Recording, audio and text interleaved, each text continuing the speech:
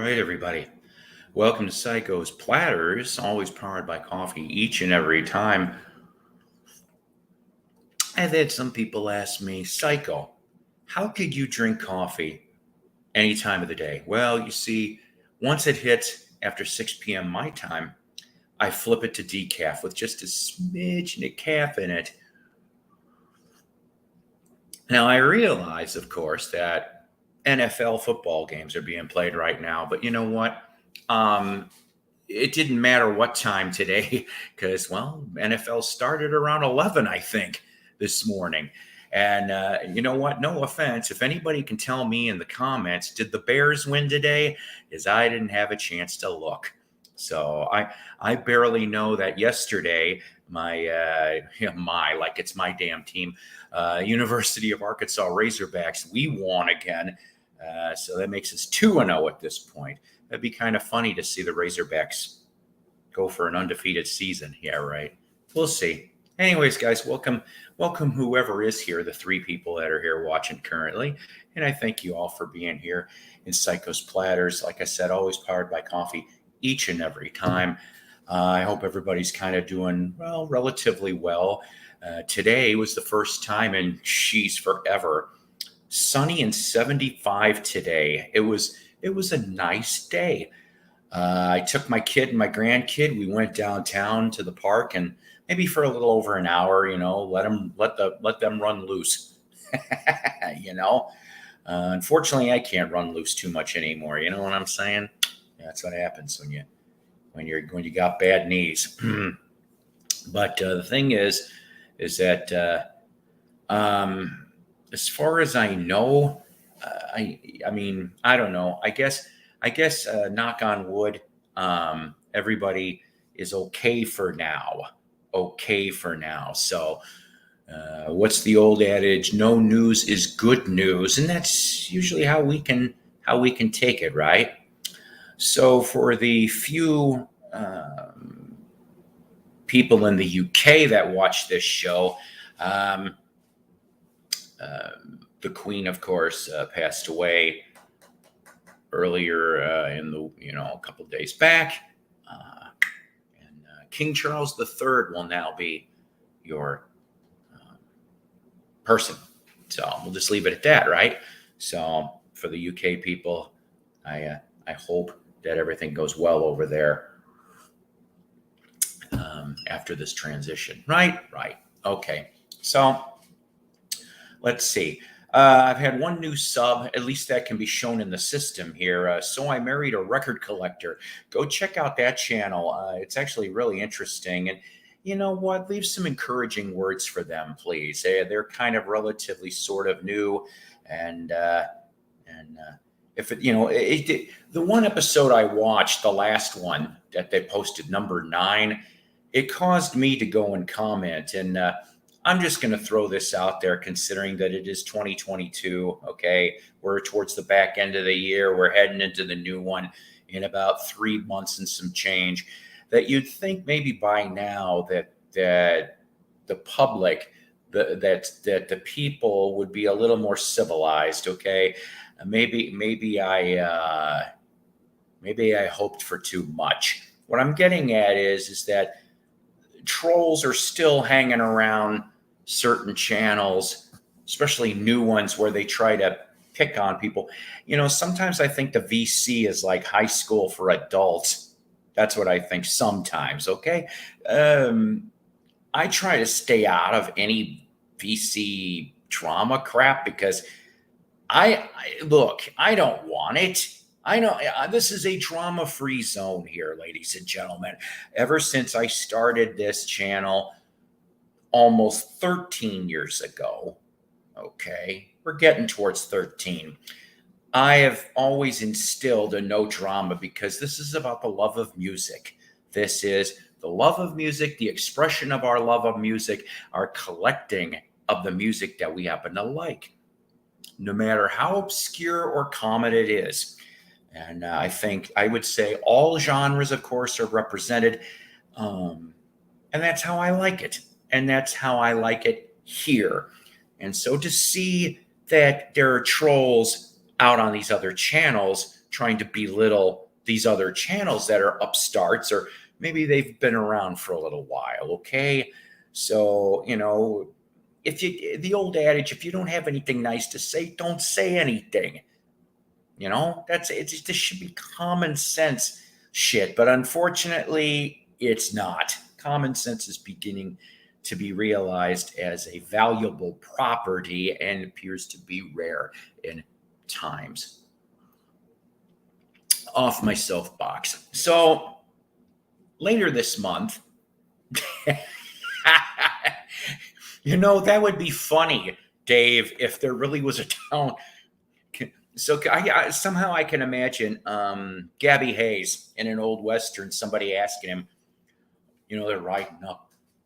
Excuse me, sir, but do you know how to get to Jackass Flats?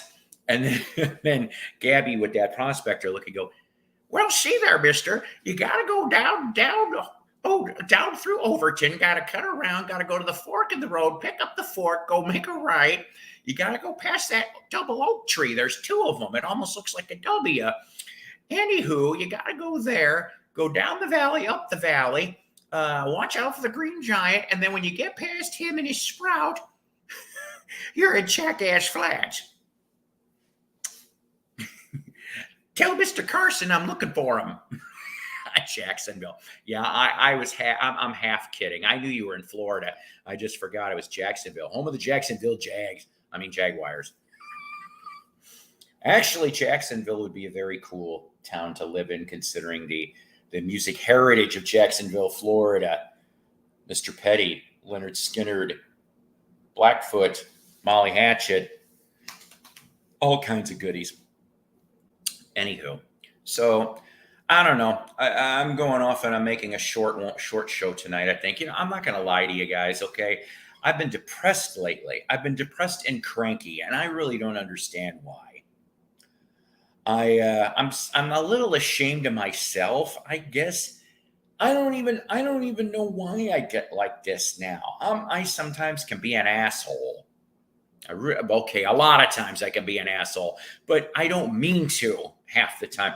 Oh, see, that's what I was just asking, though, in the comments, Dave. So the Jags lost how the Bears game went. I was so busy today, I did not bother to look for any NFL box scores. So I haven't even gone on ESPN or any of those other sites or ChicagoBears.com just to go take a look to see how the Bears did.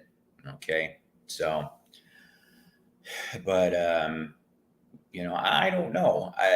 When I went to go see my neuropsychologist, yes, I had an appointment for a neuropsychologist, and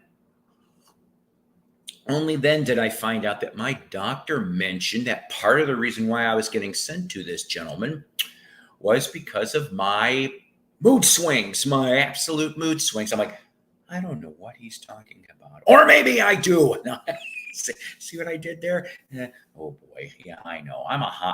What is it? My friend Stephanie likes calling me a hot mess. She goes, I'm a hot mess. I'm like, no, I'm a lukewarm mess. Actually, I don't want to be lukewarm because, in the words of Jesus, being lukewarm, God spits you out.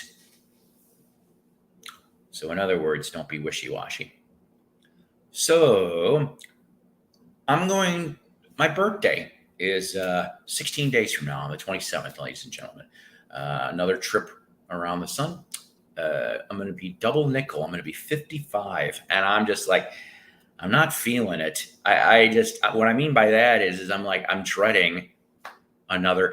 Yes. You know what? I'm glad you're here anyway, Calvin. So look, I have only gleaned Calvin's situation, and it's too bad that you can't stay, because I would like you to personally explain the situation in more detail, because I know I'm going to butcher this. It's going to be a bad Cliff Note thingamajig. I'll drop this in the comments if you care to, and if you can't, that's perfectly all right. We'll go off and explain this another time. So you just turned 55 August 18th, Fox Guy. Awesome. Awesome, awesome, awesome. Look, Tyler's in the house too. Are you working? See, usually, see, can you excuse me for a second? I'm going to put on the air for a little bit. I tried having it off for a little while, but it's starting to get real hot in this place. Probably simply because I'm opening my big mouth, and that usually does it. Oh boy. Yeah. So stuck at work again. Someday, Tyler, we're going to figure the work schedule out so that you can hang here again. Because yes, I miss having the up board discussions here. I miss my friend. I miss Beans. Damn it! Do you know every time I do this? Look, I'm sorry. Okay, I just give me a minute, will you please, or two. That's part of the reason why it's hard for me to do these now, because to me, inside my soul, the chemistry seems off. Maybe that's just an excuse. I don't know, but I don't feel like I used to anymore. I miss him. He was on most of my streams, and yeah, I do. I do expect and mm, hmm. Okay, that's fair. Like I said, I put up the invite. It's there. So I mean, that's the thing, though. Okay, is that I really love you guys. I legitimately do. Okay, I went off and I told a friend of mine, a coworker, that I have used the word love a lot. Okay, I've loved I've loved a lot of people. I love my family. I love my kids. I love my grandkids. I have I had three wives. I figured this out over the years. I've had about 20 girlfriends, okay? And I'd say I loved most of them. Most. I can think about two I didn't. But I love people. I still care about the people mostly, even after we part, okay? So I love the VC because we're all here for a common bond and the love of vinyl, love of music, okay? There's nothing wrong with that. Um Okay, so Walrus, um, my copy is being shipped as we speak. I say shipped, um, but a lot of people say DHL is a son of a bitch for delivery stuff. That's not a commercial. When I get it, I will do a review on that album. I'm so far behind on my stuff and on reviews. I have got like 3 albums to review, and it's my fault. I just haven't had the energy or the wherewithal to do them, and I do need to do them because I promised I would do them to the individuals. But I ordered Ozzy's CD through his website, pre-ordered it with a signed CD insert, and it now has been pretty much official based on the ones that are starting to arrive in the US, because there was a controversy with the last album that the UK people got real signatures and the US got auto penned. That's not the case because a lot of backlash hit. So I hopefully in the next couple days will be getting my Ozzy CD with a genuine autographed CD insert. That's right. Got the Oz. Okay. Don't like the. That's awesome that you got. I did not see. I don't know all the variations. Oh, I'm sorry. My bad. My bad on that.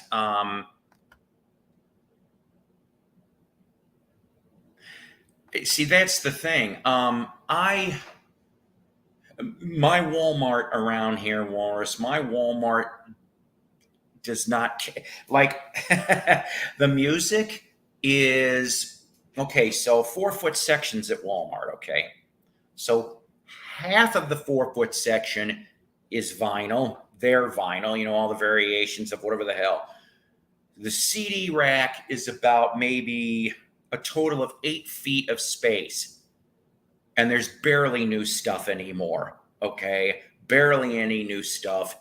And Target is not much better, to be honest. I actually have not been over there. I think the last thing I picked up was George Harrison's All Things Must Pass. And yes. Hi Danny, how are you? I don't know if you saw, but I shouted you out last episode. Yes, and I'm going to tell you something about that. There's already a minor collecting controversy. Now, the controversy has nothing to do with Ozzy on this, not at all. It actually happens to be about the people that beat the system, if you will. Oh, excuse me a second. I wonder why it's a little dark in here. There we go. That'd be a little better. More on the electric bill, but a little better. So,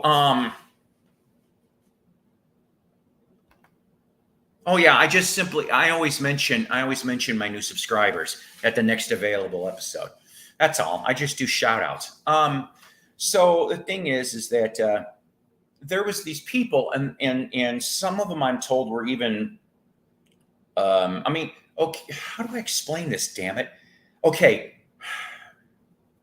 There was 4 different things that you could get in the Ozzy signing from 2 days ago in California. Okay, I've seen the pictures.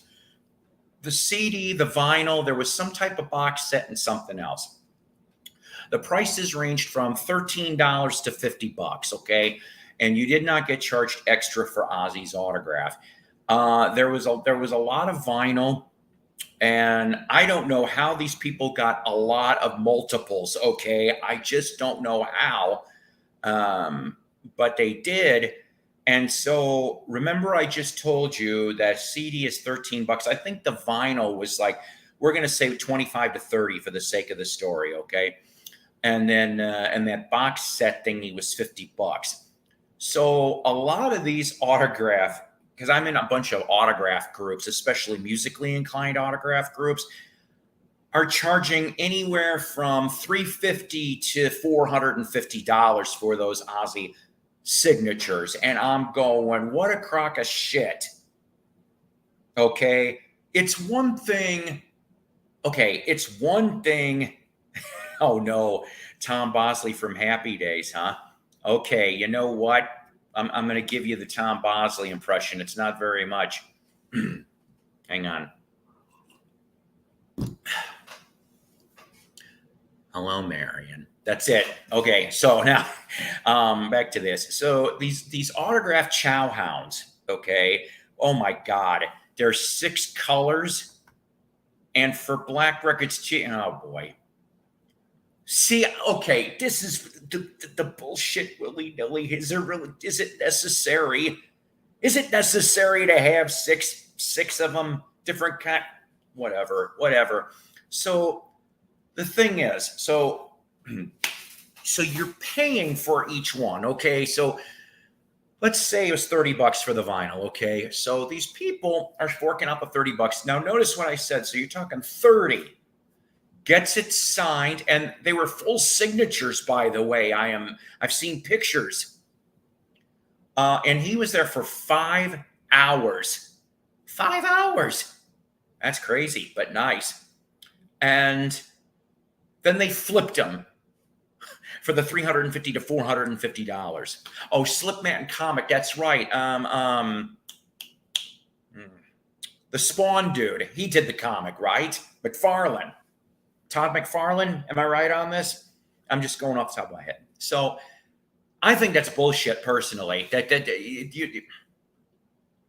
to go from 30 to 350 at least.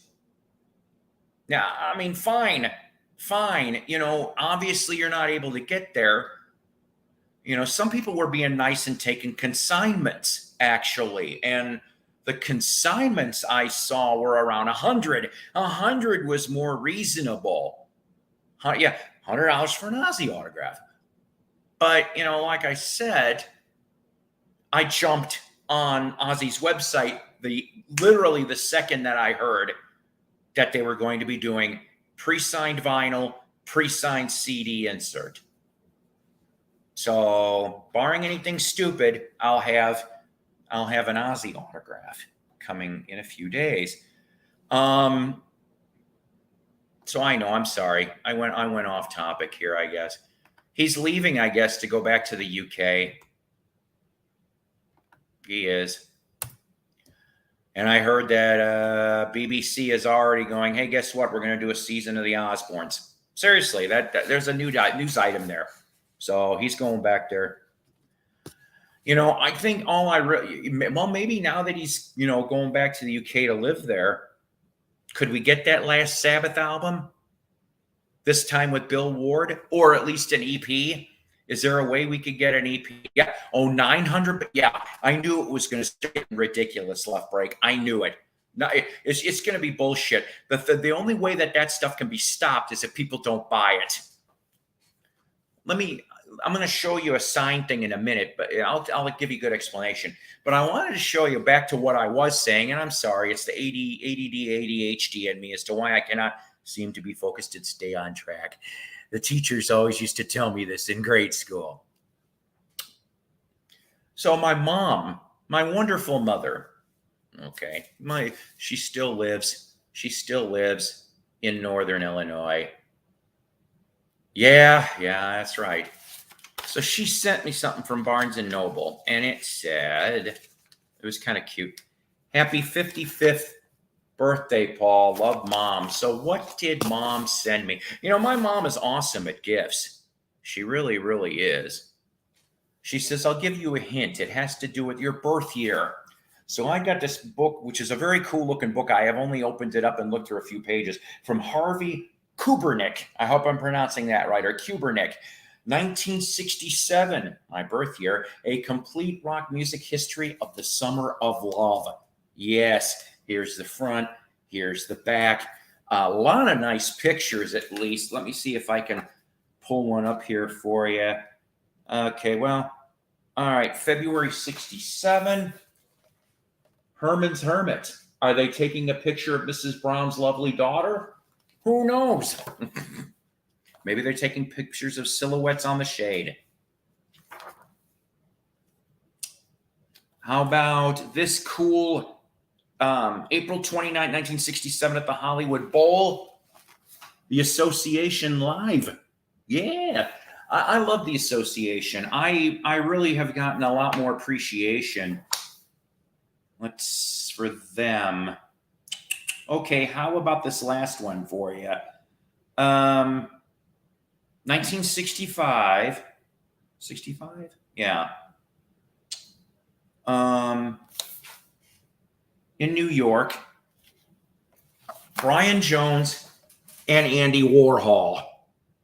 Yeah, there you go. So got that for a birthday present from my lovely mother. And she just always gets me great musical gifts. Yeah, I know, right? I did miss it. Hello there. How are you? Long time no see. So let's see. Let me show you, for example, some of the signed stuff that you can get. Now, I know this is going to sound like a commercial for 2 seconds, but this could really help you guys out. And this is the reason why. Thank you so much. Thank you so much, sir. There is an awesome little website called TalkShopLive.com. TalkShopLive.com, okay? Now, this is one of the albums I'm planning on reviewing. I promised this, but I opened it up after the last broadcast because there was a reason. So I ended up getting this new Journey album. Now, this came out August 26th on vinyl, okay? This is the double album Freedom. This is the front. This is the back, all right? And courtesy of, BMG did this. This is a gatefold. All right. First album in 11 years from these guys. Took them long enough. So who do you have on here? You've got, of course, Arnel Pinata, still the singer. Neil Schon, of course, still a guitar player. Jonathan Cain is still there. on this album, and only because they left after doing this. Randy Jackson, who, of course, he was on American Idol. Also, before that, session bassist extraordinaire. He performed on 3/4 of the Journey album Raised on Radio in 1986, and he was on the following tour. And then you've got on drums Michael Naranda Walden, who he only lasted 2 gigs, and then Dean Castrovano, who's back in the band, he sings backgrounds on a track here. So why did I end up getting this? And this was for no extra cost, by the way. So I spent, I think it was $27 and the shipping. Okay. Well, not only to get this on vinyl, but if you were a pre-order, you got this signed. This is signed by Arnell, Neil, and Jonathan Cain at no extra cost. And I thought this was, well, yes, I like Ross Valerie too, Dave, okay? I'm not gonna explain it, but there's a reason why Ross isn't in the band anymore. Or Steve Smith for that matter, because of something that was done at a business meeting. 27 years at concert venue, nothing signed. Doing my job still. I wish I might have. Yeah, that's kind of tough. I don't know what I would have done in your situation. Maybe, I don't know. I don't. How do I feel about Steve Perry? Well, I like Steve Perry. I do. I just don't. I really don't care for, like, okay, I listened to that Traces record that he did a couple years ago. The only song I liked off of it was the one he co-wrote with John 5. Seriously, that's it. Not a big fan about the rest of that. Paul, can I have a wrench so I could share the GoFundMe link? Complicated story. GoFundMe explains a lot. Current situation, evicted from mobile home and living in a shelter. Oh my God, I am so sorry. I'm also going to not lie to you. I don't know how to do wrenches.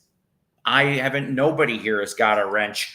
And I know that probably goes to people going, oh, then we could start some shit. No, I just think that I don't know. Sorry. So I know that may sound dickish. That's I guess just Calvin, did you go off and mention the link maybe in Thrifty Tim's music, any of his latest videos? Respond in the comments, because then I'll send people there. If you did that already.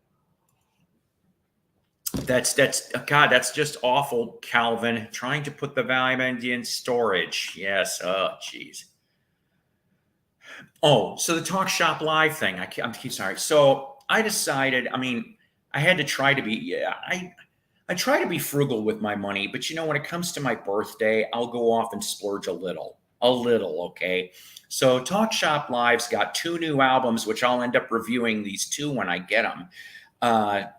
Sammy Hagar and the Circles' Crazy Times. Now, with that album, I got these are CDs, not vinyl, because I can't afford vinyl that often, not new vinyl. So I don't know yet, though, because I might have made the cutoff, maybe not. It's at least going to be autographed by Sammy Hagar, but it could be Sammy and Mike Anthony. And I'm hoping that's what I got, because then I could say, hey, I got 2 Van Hagar autographs, but if it's just Sammy, that's all right too. I already have a Sammy autograph courtesy of Roadrunner Records. I won a promo poster a few years back. Oh, did he do Rachel's live? I don't watch that stuff. I think Rachel Ray is a no-talent hack. Oh, well. So that's one of the things I got for signed CD coming through. I know it came out yesterday. And then the second thing that's coming out, or should I say it's going to be shipped in about 2 weeks, the new Chicago album, which, I'm going to tell you something. It kind of surprised me what I heard, okay, so far. And you'll have to forgive me. I the singles title is escaping me, but I've heard it several times, and I like it. They actually try to go. Oh, I am so sorry. I was I don't know why I was thinking Rachel Ray, because Rachel Ray's a no talent hack. Rachel, I got nothing against Rachel. Rachel VC Rachel. Okay. For whom anybody's going to report back to Rachel. I got nothing against Rachel in the VC, except the only thing I really don't like, and obviously it's her show, so can do obviously what Rachel's going to do. But I think sometimes it gets a bit too hoity-toity. It gets a bit too upper audiophile crustic, if you get my drift. That's all I have to say about it. I do kind of miss the more entertaining videos. I do, okay, but whatever, things happen. Sorry about the miscommunication there. So, okay, good. So I'm going to tell everybody, please go take a look at Calvin's GoFundMe link through Thrifty Tim's music on YouTube. And, oh, good, and it should be on Calvin Boaz's Facebook page. If you can help, please do. We do like to try to take care of our people in the VC and vice versa. So the new Chicago album, I went and pre-ordered that on CD. I can tell you that it's on vinyl, gold-colored vinyl, if I remember right. And honest to God, I was pleasantly surprised so far with this new Chicago release. I personally probably, though, have not really been a big fan of the band since, what was it, Chicago 19, which was the first album with Jason Scheff. I actually thought that was actually a very good album. After that, I just kind of was like, obviously the better years was the Terry Kath years, in my opinion. For those first 4 to 5 albums are great, but you're talking the Terry Kath era being the first album, Chicago Transit Authority, all the way to, if I remember correctly, Chicago 11. So I know how it feels to get a, oh boy, jeez. So I got that. That is supposed to be coming signed by the 3 original members that are still left in the band. So, well, no, I get it. Okay. I do get it. All right. It's just, but see, okay. So I have to be in certain moods to listen to Peter Cetera era Chicago, which of course would be, Hot Street? Hot Street? No. Damn it, I don't know. Chicago 12. so the after Terry. So Chicago 12 all the way to 18. But but I have to be in the mood to listen to that stuff. Yes, that's right. Let me do it in my radio voice. The softer side of Chicago. That's right. You can pinpoint that to Peter Cetera and David Foster for that bit. Although I like David Foster's work in some things, like the Tubes with the completion backwards principle and outside inside. I like those albums. Even if the singles were almost nobody in the band but Fee Waybill, and you got Steve Lukather on guitar. For that, I'll talk to you later. See what I did there? All right, so I'm not right in the head.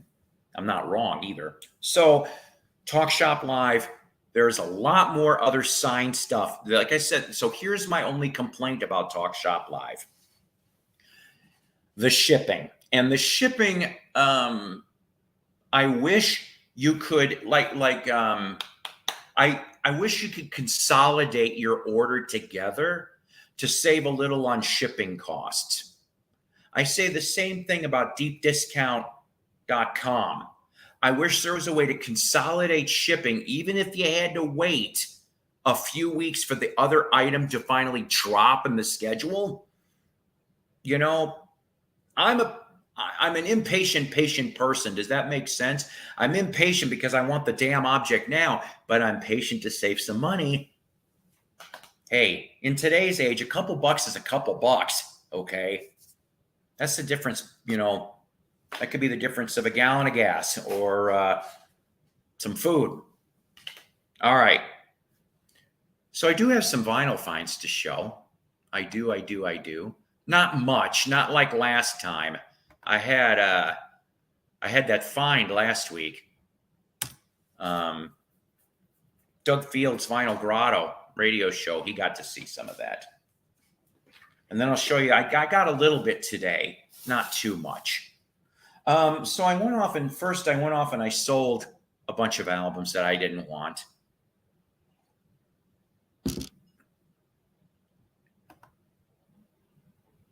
Oh, good Lord. Yeah, see, all I know, because I checked yesterday, and it got shipped, but it's in between. Okay, so it's somewhere in the US because it's coming out of Georgia. That's the only answer I have. So I went off, and whenever I always sell stuff to this record store, I end up getting, I take mostly cash. I take 80% cash and 20% trade. So I found these two albums. I'm originally from the Chicagoland area, McHenry County, Illinois, to be exact. And I love my Chicago area and Chicago era rock and stuff like that. So your 60s, I like 50s stuff too, but mostly 60s and 70s and 80s. So to find these two albums in decent shape to add to my Chicago group collection, which eventually we're going to someday do a multiple part series on Chicago and Illinois music. In fact, we could even turn this into a thread after the first part, but I digress. I'm not ready to do that yet. You're right. You are absolutely right. And we're all better for it. So, if I remember correctly, this is from 1970, Colossus Records. I said Coliseum earlier to a friend of mine. I was wrong. A great horn rock group that unfortunately didn't do enough. Hey, how are you, Eric? Great. Buckingham's are great, the old school stuff. But the Mob, that's right, the Mob from 1970. Here's the front. There's the back. Let me see if I can show you this real quick. On the Colossus label, that's right. So very cool to have that. And this has been on my list for a little while. Do you know the Chicagoland band I have heard actually of Epicycle, but I don't know if I ever heard any of their stuff, if they had anything out. Does that make any sense? When I was turning into a teenager, and then through my teens and 20s and 30s, we had a free Illinois, Chicago area music paper, although sometimes it would go down to Springfield, Illinois, but it was called the Illinois Entertainer. And I would always hear tons of names get thrown around. Love the Flock. I do. I have all the Columbia albums and Mercury Inside Out, which only once did I almost get to talk to a member, T.S. Webb. And I'm going to be bringing up a Chicago area band in a second, actually, because I picked up something. I love this music. Oh, see, I'm going to have to put that on there. I'm going to have to look for that. Mason Prophet. I'm going to tell you something about Mason Prophet. That's funny you bring up Mason Prophet. John Michael Talbot has a monastery in Berryville, Arkansas.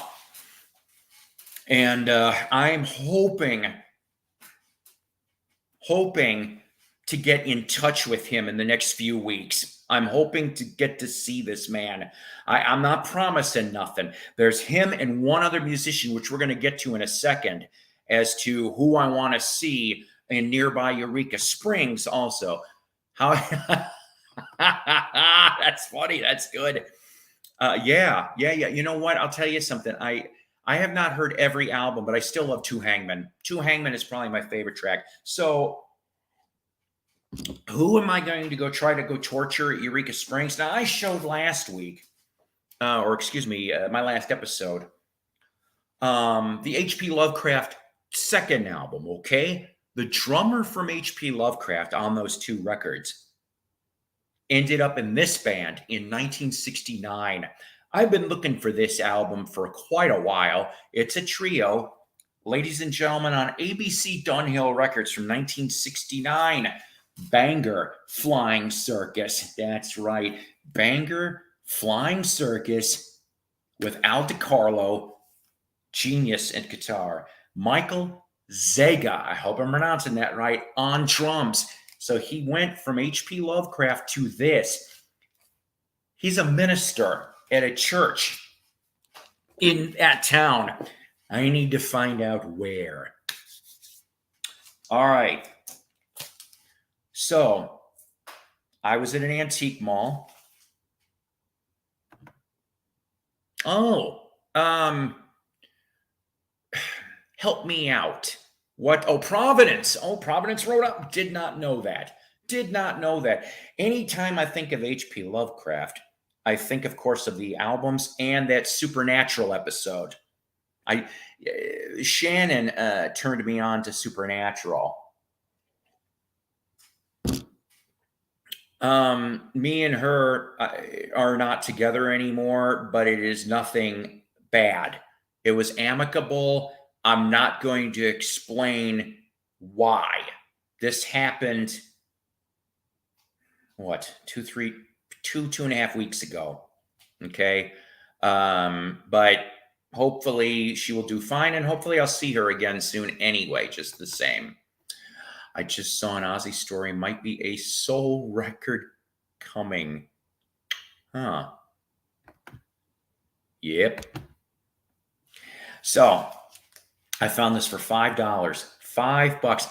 The vinyl wasn't that great, but guess what? I didn't care for once because I actually had a copy of this. Crying Shame, Scratch in the Sky from the fall of '67. I love the Crying Shames. Sugar and spice and all things nice. Kisses sweeter than wine. Mr. Unreliable. And what is it? Goldstein, Glickstein, and Jones, or whatever the fuck. Yeah.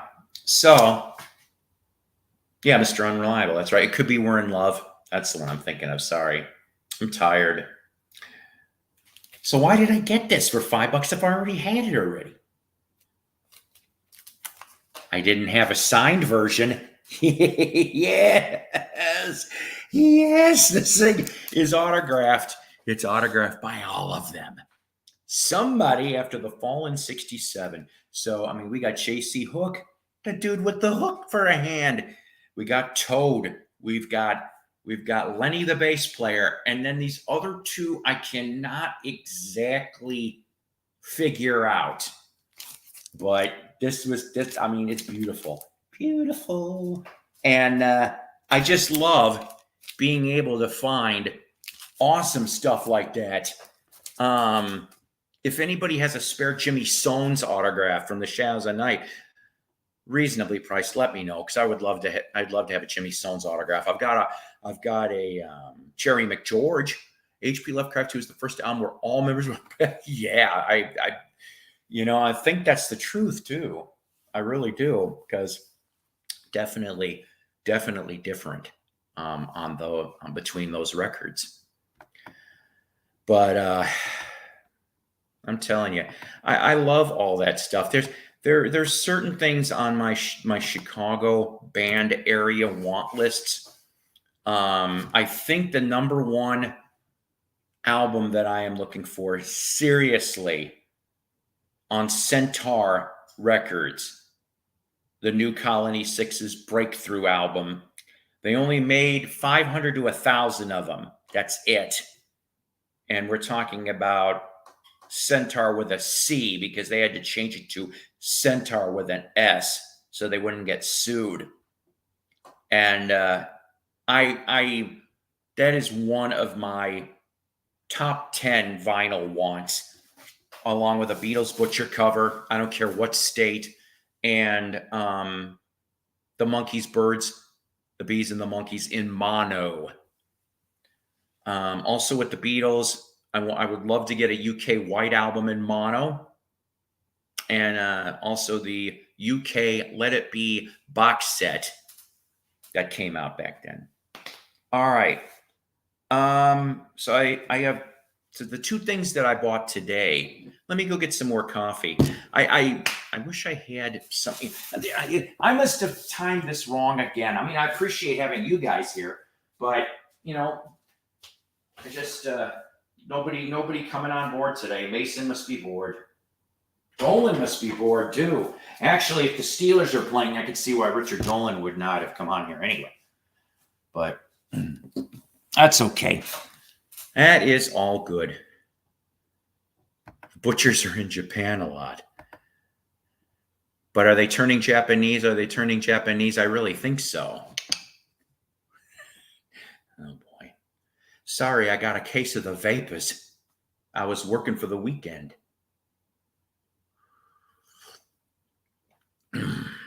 See, nobody ever talks about that hit. All right.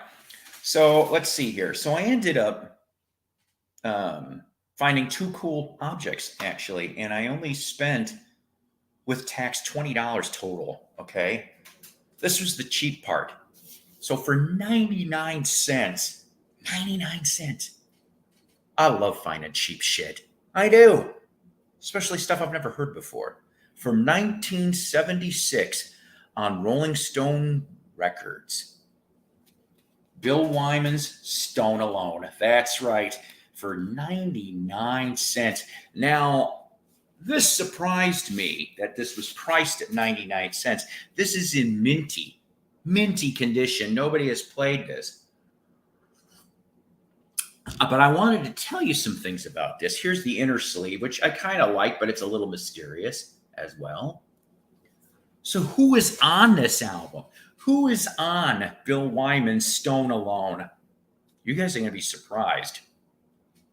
So, yeah, I'm going to go track by track, okay? I'll try not to go too long here, but he does a cover right off the bat on side one, track 1, quarter to 3, okay? So, cover of that. So, you have him. You have Dallas Taylor. Good old Dallas Taylor from Crosby, Stills, Nash, and Young. And, without Young. Bob Welch from Fleetwood Mac. Now, remember, this is 1976 we're talking here. Van Morrison on alto sax. Van Morrison. Mark Knopfler, who he was in, if I remember correctly, Quicksilver Messenger Service. I think briefly with Big Brother and the Holding Company, I think, or am I thinking Electric Flag? It's one of those. But so he's on there too, playing piano. And you have Ruth and Bonnie Pointer from the Pointer Sisters singing background. You take care and you stay cool too, my friend. So that's the track 1. Track 2, Give Me Just One Chance. Again, we go, of course, Bill's on everything. Dallas Taylor again, Bob Welch. This time, Dr. John on organ and marimba. Clyde King and Vanetta Fields. Remember them? Sweet Inspirations. And if I remember correctly, they sang on a Stones record or two. So get this, though. You know who the engineer is for several of the tracks on this album? The Albert Brothers, Howard and Ron Albert. Now, I know you're going, well, who the hell are the Albert Brothers? You see, the Albert Brothers were involved with early AC/DC records. Yes, that's right. So that's track 2. Track 3, Soul Satisfying. You got Bill Wyman, Dallas Taylor, Danny Kortchmar. Danny Kortchmar, if I remember correctly, involved with Carole King James Taylor, maybe a few other people. Dr. John back again. The Pointer Sisters again, and the Albert Brothers again. Apache Woman, Bill Wyman, Dallas Taylor, Korchmar, Pointer Sisters again. Track 5 every 60 seconds. This time you got Bill Wyman. You have Joe Walsh on slide. Yes, Joe Walsh. Joe Vitale, of course, on piano. Jim Keltner on drums. Van Morrison's back on harmonica. And the Pointer Sisters pretty much on here too. Yeah, I miss Bob Welch. He was very underrated. Thank you. Yeah, he was all over the place. Yeah, he was. And the last track on first one here, Get It On. Bill Wyman, Dallas Taylor, Danny Korchmar, Nicky Hopkins on piano. Side 2, Feet. It's the first track. Bill Wyman, Joe Vitale, Joe Walsh, Danny Korchmar. Ronnie Wood makes an appearance. You have 2 members of the Stones, Al Cooper on piano, and Dallas Taylor on percussion, and the Pointer Sisters basically on backups. Peanut Butter Time. No, not to be confused with Peanut Butter Jelly Time or peanut butter, and jelly. None of that. None of that nonsense. So we got Bill, Pointer Sisters, Dallas Taylor, Bob Welch, Korchmar, Naflin, and Nicky Hopkins all on one track. Whinin' Women, spelled W-I-M-M-E-N. Bill, Dallas, Korchmar, Pointer Sisters, and that's pretty much on that one. A cover of If You Want to Be Happy. You know that one. If you want to be happy for the rest of your life, man, have an ugly wife or some shit like that. I can't remember. So let's see. Nobody Out of the Ordinary on that one. What's the point? This one's interesting because you got Bill, Dallas Taylor, Joe Vitale, Van Morrison on acoustic, Joe Walsh on slide, and the Pointer Sisters again, and this time John McPhee from the Doobie Brothers on fiddle and pedal steel. This thing's going to be a crazy record, something tells me.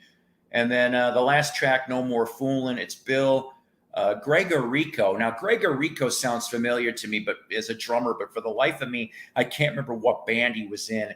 Mark Naflin, Bob Welch, and that is the end of the record.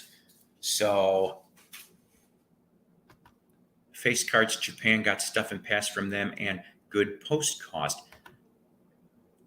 Yes, you're correct. Also, I forgot to mention Butterfield. And, of course, on a beautiful Rolling Stones label. I'm telling you, this could be a fun record. I hope it is. So that's the 99-cent thing, right? This next thing, though, ain't no 99 cents, although this would have been beautiful if it was 99 cents. It was $16 in tax. But you know what? I don't buy box sets too much. This is a CD box set, by the way, I'm going to show here. But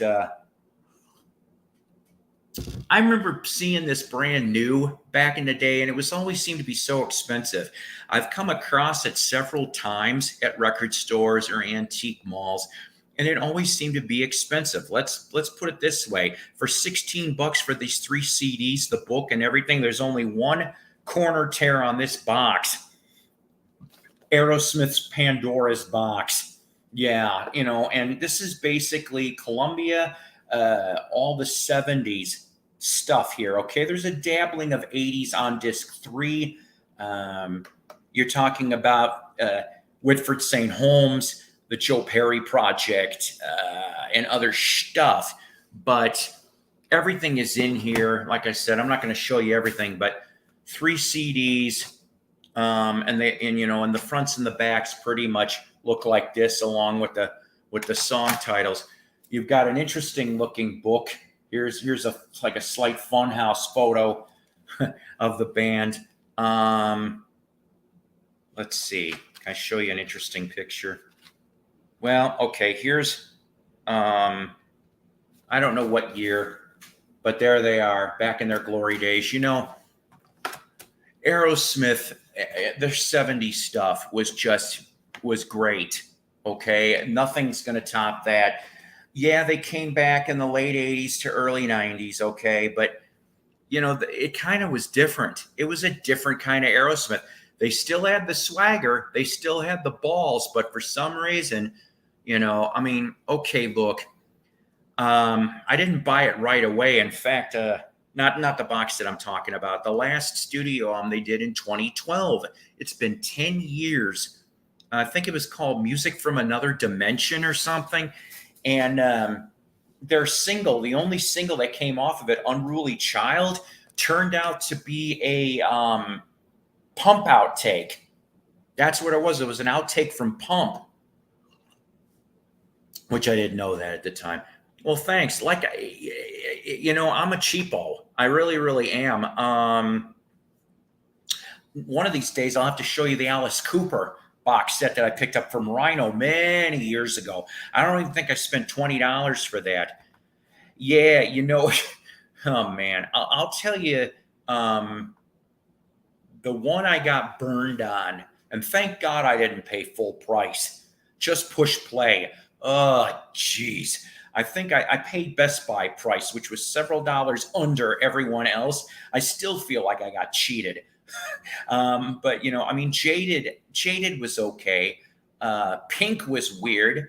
I mean, but the thing is, I used to sing that to my late wife Jessica, just out of the blue. It'd be like, Pink. What is it? Pink is my favorite crayon. Pink is the color of the sheets that we lay on. She'd always be like, "Oh, shut up."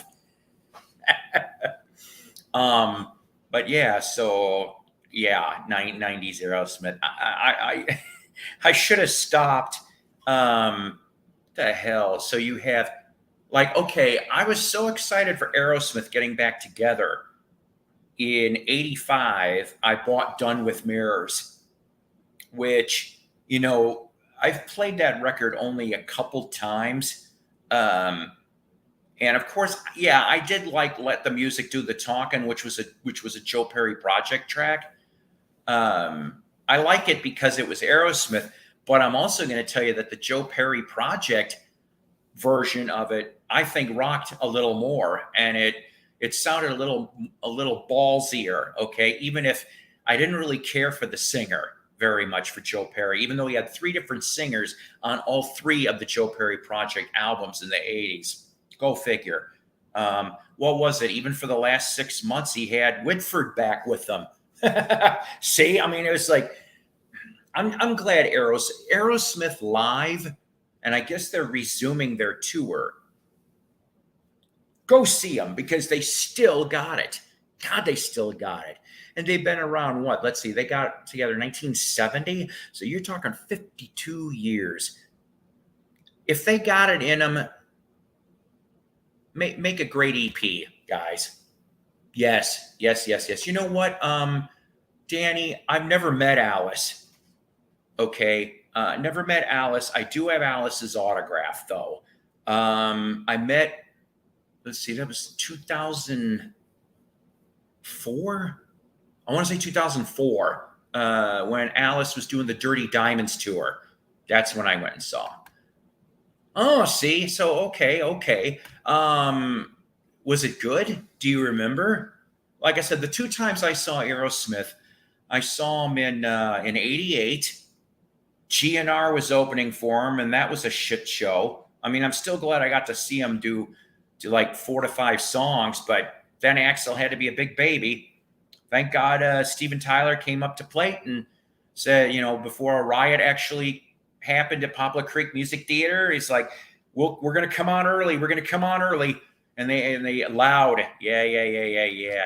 You know what they were in '88 and 2012 when I saw them down here. They were on all cylinders. I was so happy. And in 2012, Cheap Trick opened for that show. And as much as I love Cheap Trick, I think that was the first time I saw a Bunny-less Cheap Trick. And I missed Bunny. I did. Through the whole concert, I'm like, damn it, where's Bun? But, now we know, of course, where Bun was or is or whatever. But it still was a really good show. But Robin could not hit the super high notes anymore. There was a few examples of that night. That is pretty damn cool. I would love to meet him once. I don't know. He is coming to Tulsa 28th of October. Kane Roberts, the guitarist from 86 to I think late 89. So he's on the two MCA Alice records, Constrictor and Raise Your Fist and Yell. He's back in the guitar throne for Alice, I guess, at least through the end of October. They said he could be in November too. So if he's coming anywhere near you, go see that, and you're almost gonna be like in a mid '80s Alice concert. That's what it'll seem like. But that's good that you, like I said, that you got to meet him. The only thing I have autographed from him is that Dirty Diamonds CD, which that was at the merch for $20 back then. I quickly threw, that's the thing though, at least, is that a lot of these concerts, or at least, are starting to bring signed merch to the tables back again after being gone for quite some time. I've picked up a lot of interesting signed merch that way, but or like I said, I'll find strange stuff at antique malls at dirt cheap prices, or stuff like that. So, but yeah, go to Talk Shop Live. You might find some pleasant surprises, and you could add to your autograph collections. I do like having music related autographs. The only reason why I have not continued to decorate my wall, and I know it's been a while, and maybe if you've seen some of my older videos, you could see some of the signed posters I had. Maybe I'll do it soon again, and show you guys what I got. But I'm by myself now. My son moved out in mid-August, and I'm by myself. And this place, even though as much as I love it, is kind of expensive for me. And so I'm looking into 55 and up apartments. And, there's another place I'm looking at too. My goal is to hopefully, me moved out by Christmas. I don't know. We'll see. Oh, nice. I did not know that. Now you got me wondering. If Amazon has a pre-order for that, then Danny, us Alice Cooper fans, including whoever's watching, so if there's a way to subscribe to Talk Shop Live, do it, because I have a sneaky feeling they're going to be a pre-order for that. And sometimes it will be just one person. It'll be the main person. Sometimes it'll be band signed for no extra charge. If you're a Megadeth fan, I think the latest Megadeth album, you can get it signed. I don't know if that's still true though, guys. Okay. I mean, as of last week, there still was some stock left, but if you're into Megadeth, go look at that. You know what I'm saying? So, oh man. So, I think with Alice, he's on his, let me think about this a minute. John, how are you? I might only be on for about maybe 5-10 minutes, and I think I'm going to cut this because, well, I got nobody to yippee-yap with, and that's okay, I guess. I don't mind these shorter broadcasts. I get to still be with you guys, and that's what's important, to be honest. Helps in my internal therapy. I sent it in. Okay. Awesome. But yeah, I mean, as far as for Alice was concerned, Danny, I think, I have not completely heard those first two albums that they did on Zappa's Straight Records. I have a Love It to Death. It's a straight record vinyl, but it shows straight Anna Warner jacket, and it's got the thumb. So I'm not entirely sure what that is. I don't give a shit. I'm glad to have it that way. But from Love It to Death and Killer, and I think Billion Dollar Babies might be my favorite album from the original Alice Cooper band. Muscle of Love is okay, but not great. But then it's kind of funny because years ago I came across a copy of Battle Axe, which was the rest of the Alice Cooper band pretty much. And that wasn't really that great. It really wasn't, but the last one's, $60 New Zealand sometimes happens. Yeah, Easy Action and Pretties for You. I don't have either of those. Uh, I am a stickler for original press. Okay, like for example, I know Rhino went off and did their Rocktober promotion. I think it was a year or two ago, and reissued Alice's 1980s, the what I call the Dark Trilogy, the albums that Alice don't remember doing. Special Forces, Zipper Catches Skin, and Dada, and and um and I just want originals. I have an original Special Forces. I have an original Zipper Catches Skin. Um, I got those, but I don't have an original Dada. And I almost went and bought one of those Rhino versions just to have it, but I'm like, nah. You see, there you go. And I'm just like, nah, I'll wait. One's got to come across for me. That album, that was the last album on Warner Brothers in '83. I'm told so. Crack cocaine and booze, I think, is when I thought I heard the combination for those three albums. But you know what? There's some good stuff on those three albums. You just got to dig a little. I saw, what was it? Alice, there's on YouTube, it shows a 1981 appearance. I think it's on the Tomorrow Show with Tom Snyder and Alice, Punk Alice, New Wave Alice, whatever the hell you want to call him, it was for the Special Forces album, and he does a mini concert for the audience there. So that was strange. He still seemed to have it musically live, mind you.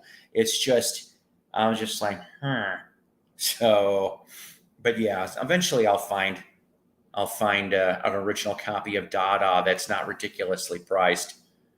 Yeah, no kidding. I'm so glad that he's been clean for 30 plus years. I think the last album he did, what the last was it was either Trash or Hey Stupid. That was like the last album. One of those two was the last album I think he did. Off the Wagon, and then he got clean. So I'm glad for that. That's good. I'm glad he's still around, because some of those. What is it? I love Brutal Planet. It's like he ended up with like a second wind, if you will.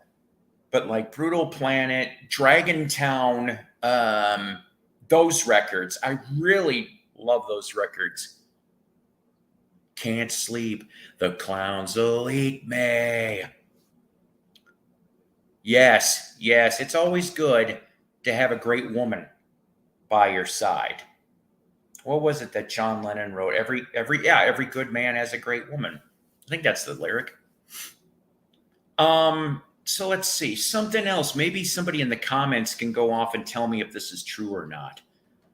That this is Beatle news for 2 seconds, that they stopped selling Get Back in the DVD and Blu-rays. I am told they went with production on it due to the sales were lacking, in Disney's opinion.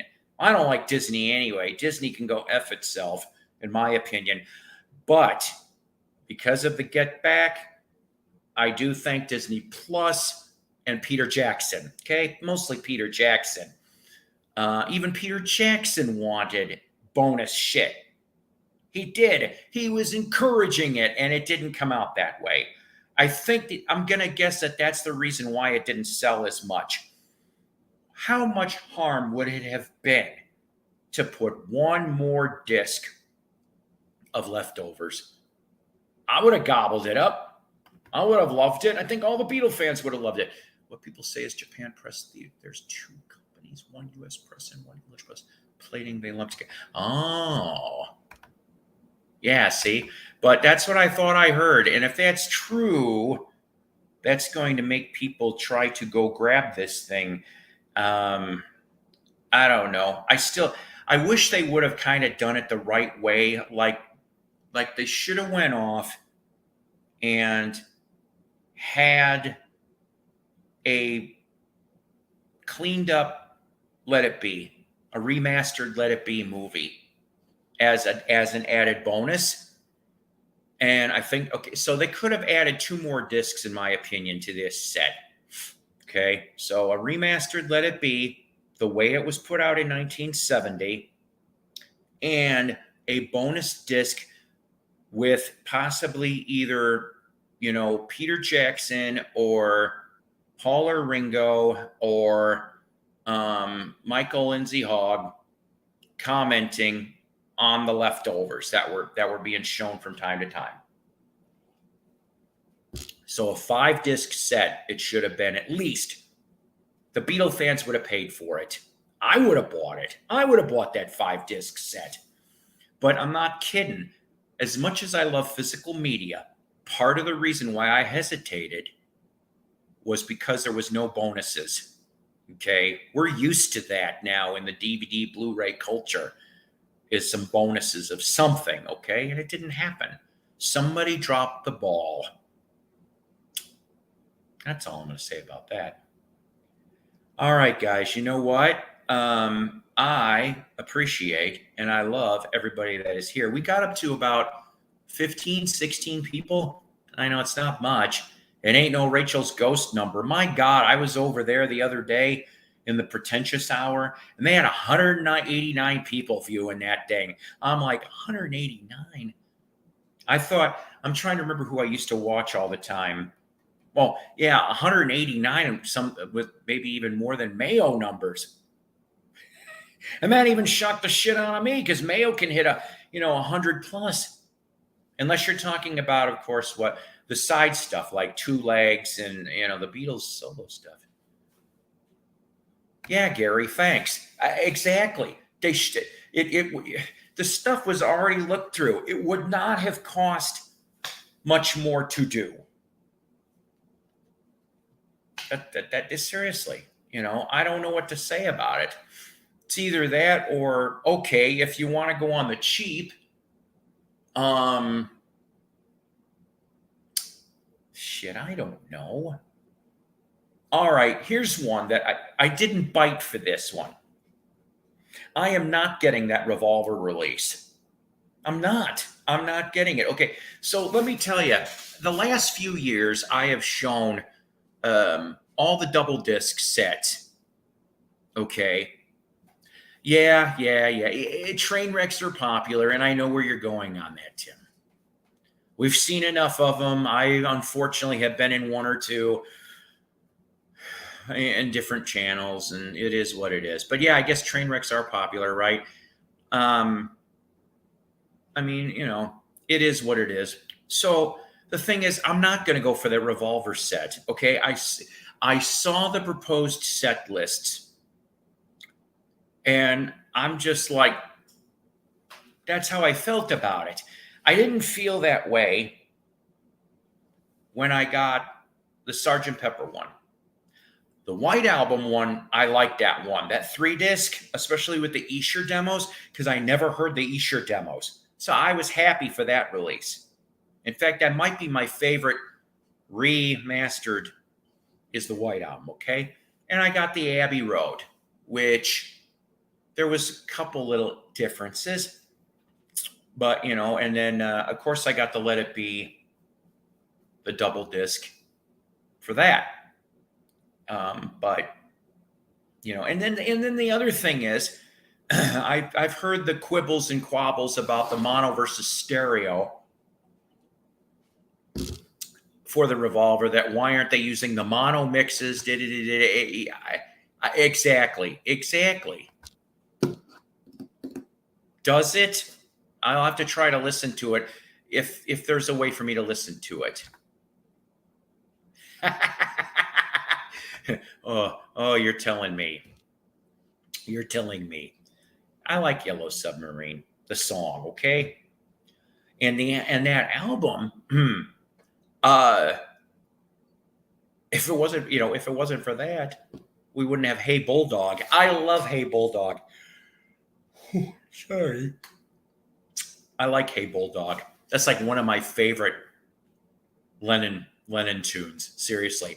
And I'll always be thankful for the people that were in that room videotaping them doing Hey Bulldog. I'm just like every time I've seen that video, I smile, and I always chuckle when Paul goes a little nuts towards the end, with his house and stuff, and John goes, "Shh, quiet, quiet," and I'm like, "That's right." One of the few people that can tell Paul to be quiet, and he do it.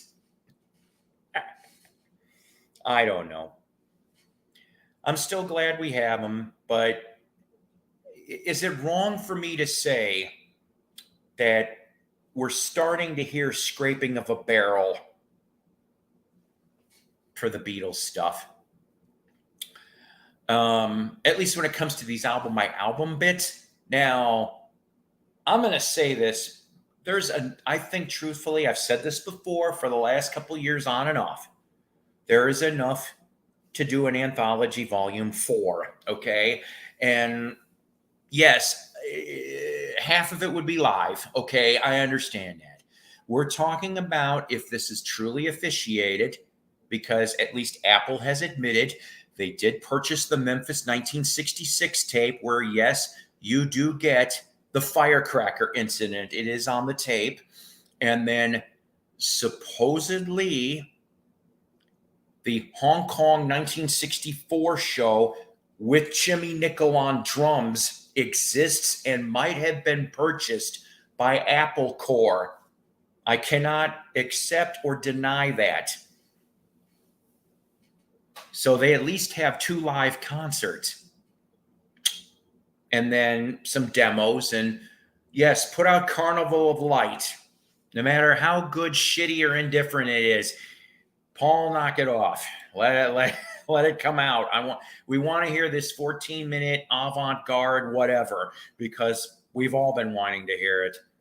We may regret hearing it after it, but at least we could say, Dad, it was. You are right. They did do a great cover of Hey Bulldog. I love Fanny. Fanny is underrated.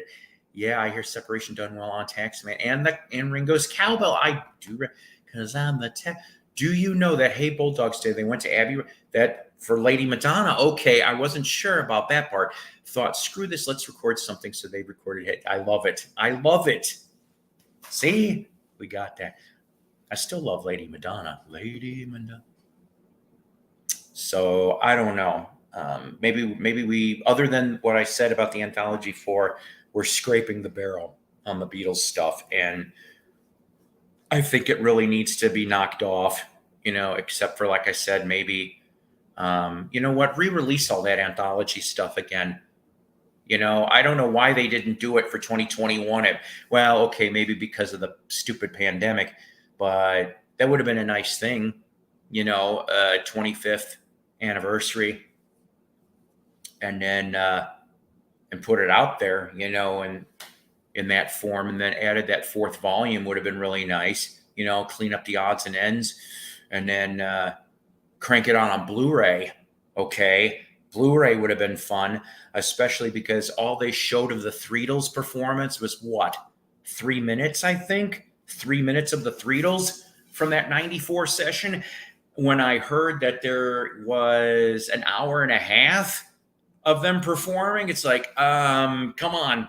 We want at least another 15, 20, 25 minutes of this, so we could see this.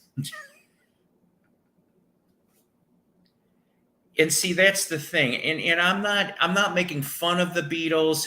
Far from it. Okay. It is a strange world, because let's talk for 2 seconds about 2 other people, 2 other musicians that are no longer around to defend their legacies. And yet we're hearing scrapings.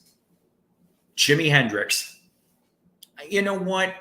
From what I remember, a interview with Janie Hendrix, who I think is the half sister. If I'm right or wrong, tell me in the comments, okay?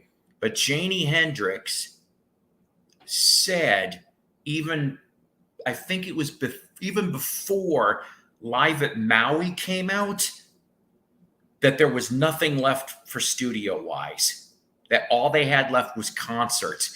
And I'm just sitting here and I'm going, well, then you're almost at the end of the line then.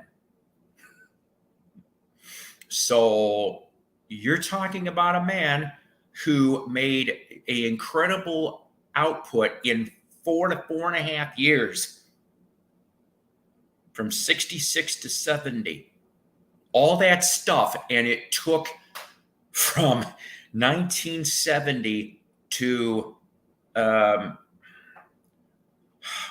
couple years ago, the last studio release. And then the other one that you hear, the scrape, Elvis. Yes. The last thing studio wise, and it wasn't even a studio, was Elvis Presley by the Presleys. The 3 tracks that happened to be conveniently recorded by Linda Thompson's brother on a portable cassette recorder at Linda Thompson's house or parents' house or something. So you had those, I think it was 3 songs was on that cassette. That was the last thing studio-wise for Elvis. Now everything else is pretty much rehashed now. And remember, the man died in 77. He didn't like going into the studio. In fact, if I remember correctly, the last time he went was in the summer of 76. Okay, and so he didn't want to do it anymore. So RCA, even back in 74, was going, oh shit, we have to keep Elvis product out. And that's how you got Elvis the Great Performer Volume 1. Came out in 74. Volume 2 came out in 76. And then the others happened after Elvis died. So you already started having the archives getting rated. Hell, we can even go before that. Potluck. If I remember, it was Potluck or Elvis for Everyone. I wish an Elvis expert was around. But they took, archival stuff and put that on there back then. So you knew you were going to end up getting the scraping of the barrel a lot sooner than that. So, yep, been there, done that. Yeah, I'm not really knocking what's coming out of Hendrix's catalog. I'm just saying that there's really nothing left. They need to stop. They need to stop abusing. Believe it or not, they don't make that much money from these box sets. They make them because of fan demand. So as long as, well, yes, okay. And I'm glad that the fans love the music. Am I just being an asshole? Well, I know I'm an asshole, but am I just being an asshole here, like a particular asshole? Because I don't know. I'm one of these weirdos that I'm just sitting here and I'm I'm going to look into whatever a release is coming out, an archival release. And I'm going to go, okay, how much of this have we heard before? How much of this have we not heard before? How much of this could be relevant to our ears as a fan? That kind of stuff. And I think that's what makes me decide whether I want to buy it or not.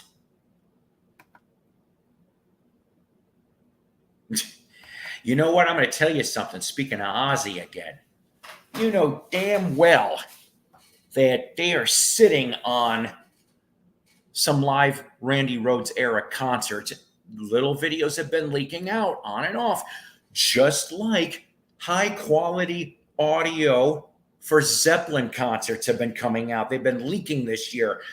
Jimmy, I understand what you're saying in the Zeppelin camp in regards to you can't seem to get everybody on point to agree to sign off on a release.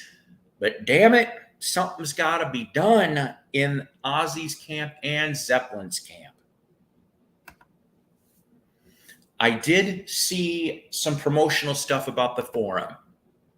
But let me ask again.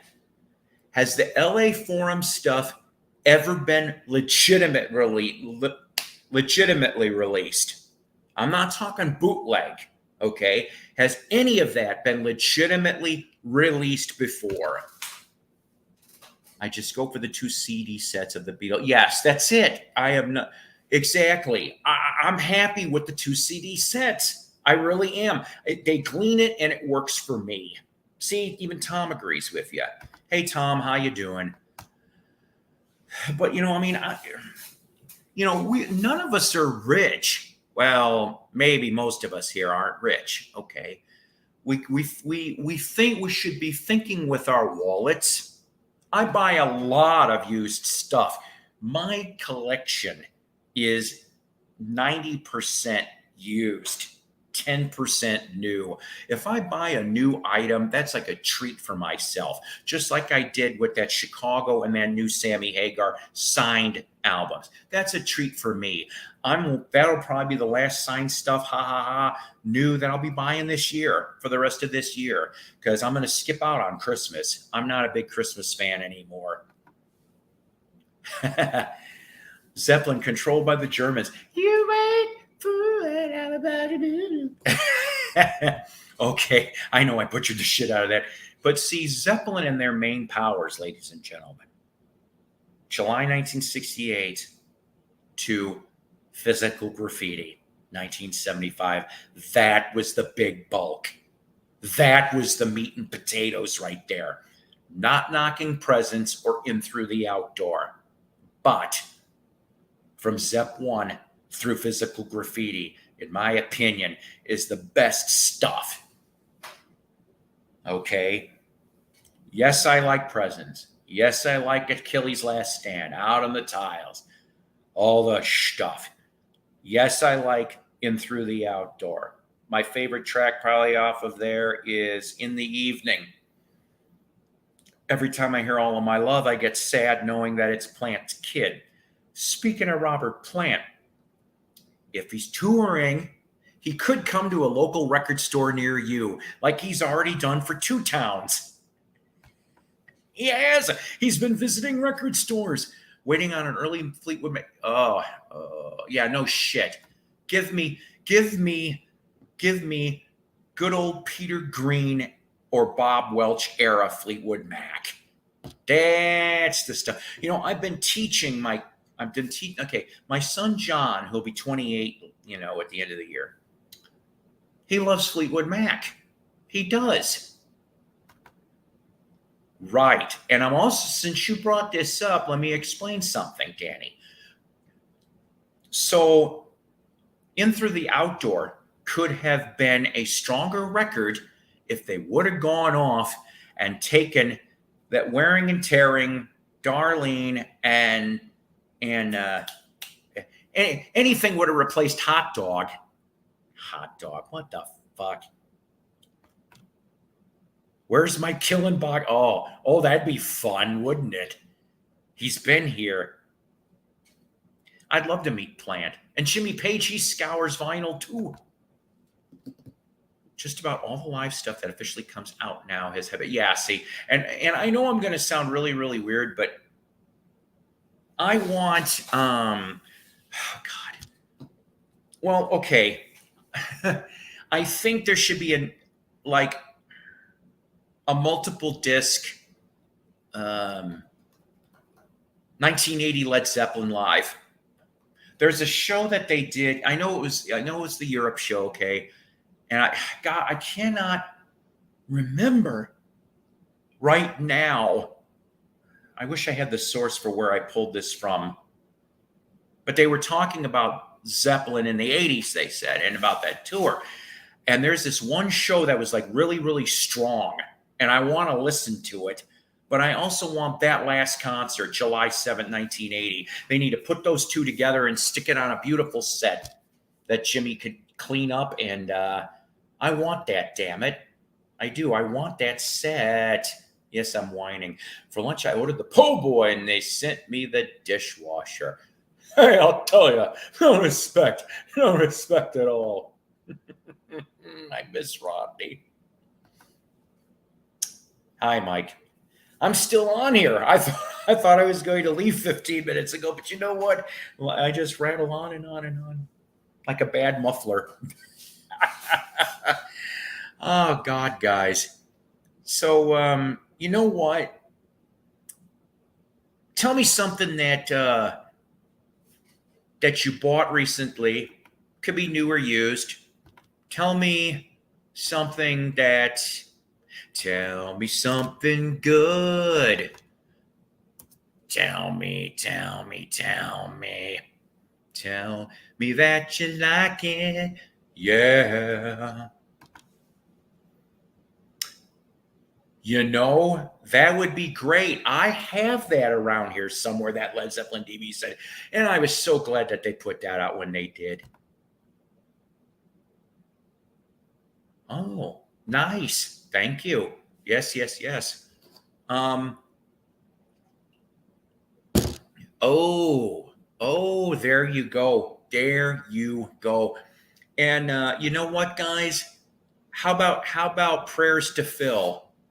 Prayers to Phil Mock, ladies and gentlemen, who had a heart attack recently, and prayers go out to him in UFO because I got turned on. Like, okay, I have a UFO signed album. Actually, it's the Lights Out album.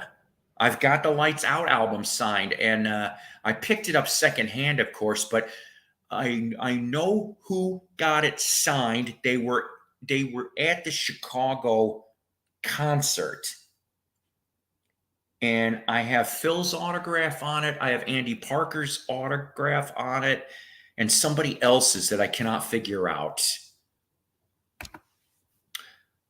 I finally got a copy of Every Picture Tells a Story on vinyl with the poster, tear off thing mostly. Tom, seriously, good for you. Tom, let me tell you who I might be seeing in the first week of December. Now, I want to get tickets. I'm thinking about having maybe a mini holiday. I don't know if I'll be able to get away with that with work, but the jam band Zero, which have been around since the late 80s, is coming down here to Fayetteville, Arkansas.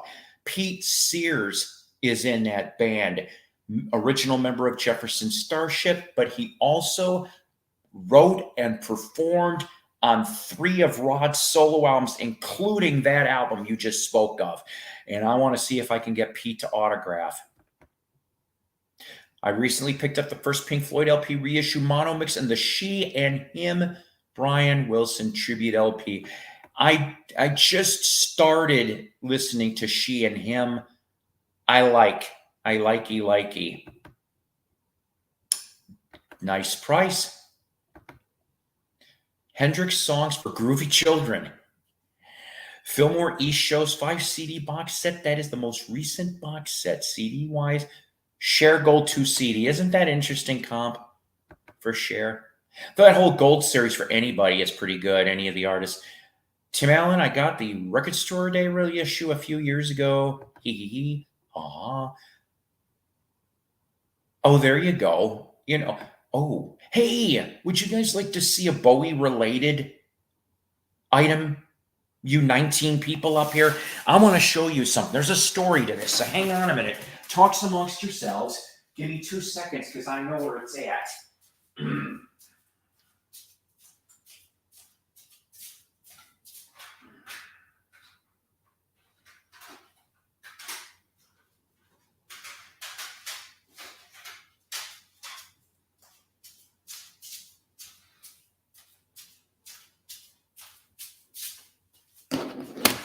Okay, I lied. I want more coffee. I got some things I want to show you.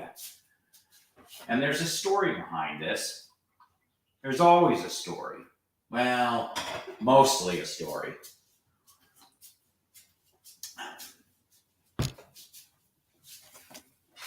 So, let's see. I was still alive in my old house. Well, I was still alive. My wife was still alive. So this was pre-2019. Yes, low is great. Aloha and happy birthday, and you look fabulous. No, I didn't do that right. Hang on a minute, because my fiance and my former fiance's kid loved when I would do this from the Grinch. I gotta loop the throat here. Fabulous. There, how about that? Yes, I'm sorry. I'll get to the Bowie story in a second. I just want to play catch up here. Oh, look at you, 29-cent copy. That is awesome. Did not know that. Yes, yes, I love the Scorps and UFO.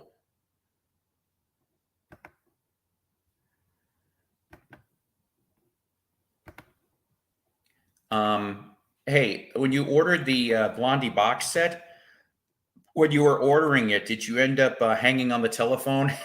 See what I did there? Oh, people are gonna throw shit. on- Boo! Call me. See, you're welcome. You're welcome. Um, here's that. Here's that for you. Hey, I'll tell you. All right. So this story goes back, I think, to it was 2017, maybe 2018 at the latest. Okay. So in nearby Eureka Springs, Arkansas, there's this place that's supposed to be great for live stuff called Chelsea's. Okay. And I found out certain person was coming to Chelsea's. Reeves Gabriel. Hope I'm pronouncing that right. Reeves Gabriel's. Yeah, Reeves Gabriel's was coming. $10 tickets. $10 tickets. Because your wallet would be busted if it's a wallet glass.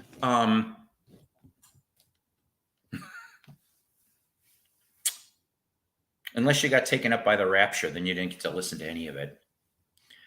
And so I couldn't go to that gig. I was so distraught, and I'm not even going to explain why I had to miss the gig. So I did a long shot.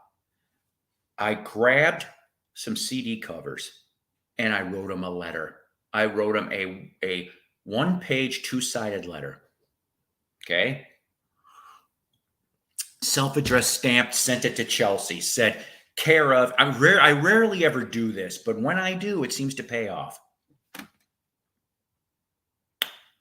Well, Reeves went off and signed back then that first Tin Machine. I love this record. Under the God. Yeah. I think I might have Tin Machine 2, but I'm not sure. Groovy Lisa, how are you? You got big players coming. Sometimes, yes. Yeah. It's but so I got this, got him to sign this, and sorry, I didn't know I still had a sticker on here. Oop, shit. It's okay. David Bowie's Earthling, because he's on that. So I'm telling you, I was really, really happy to get him to sign those. And not only that, I asked, and he sent me some guitar picks. Reeves Gabriel guitar picks. Look at Groovy Lisa. Boo. You are fabulous. Yes, that's right. Tony and Hunt Sales. You know, that's how you know Soupy was groovy, man. He was groovy. He got groovy kids. What's up? And then I forgot about this one. Remember I said that I'll go off to ban in other people's websites and pre-order things. Then if you get in time, you get signed. My only Genesis autograph. And you got to go to this dude's site. You have to, because he signs stuff. He still has stuff on his website. That's how I got Steve Hackett's, though. So I love Steve Hackett, damn it. Just what, I mean, come on. But I got this for the regular price of a regular CD. No upcharge. I'm just like, come on. How many bands do that nowadays? Seriously. So I've got, eventually I'm going to maybe, I think a long, long time ago, we're talking about 12, 13 years ago, I did, and it's still on my page. You got to go way back when it was called Psycho's Platters, um, and a CD. I think that's what I called it back then. And then I lobbed off the and a CD. That's right. That's right. Steve Hackett. I'm telling you. Oh, are you? Oh, I've just seen clips on YouTube. You are in for a treat. You are in for a treat. Dusty, hello there. Hello there, sir. It was nice to watch your. Can Steve still have? Yes, he can.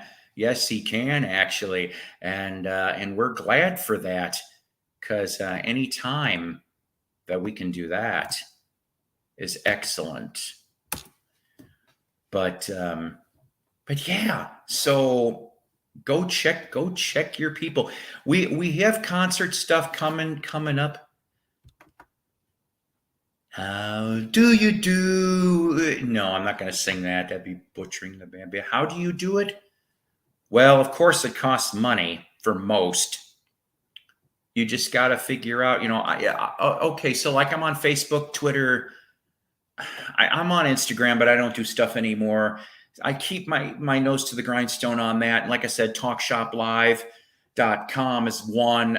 Premier Collectibles is another one for signed books. There is no upcharge. You are just paying for the book and the shipping and handling. And there's a lot of musician ones on there too that you could maybe get some nice stuff.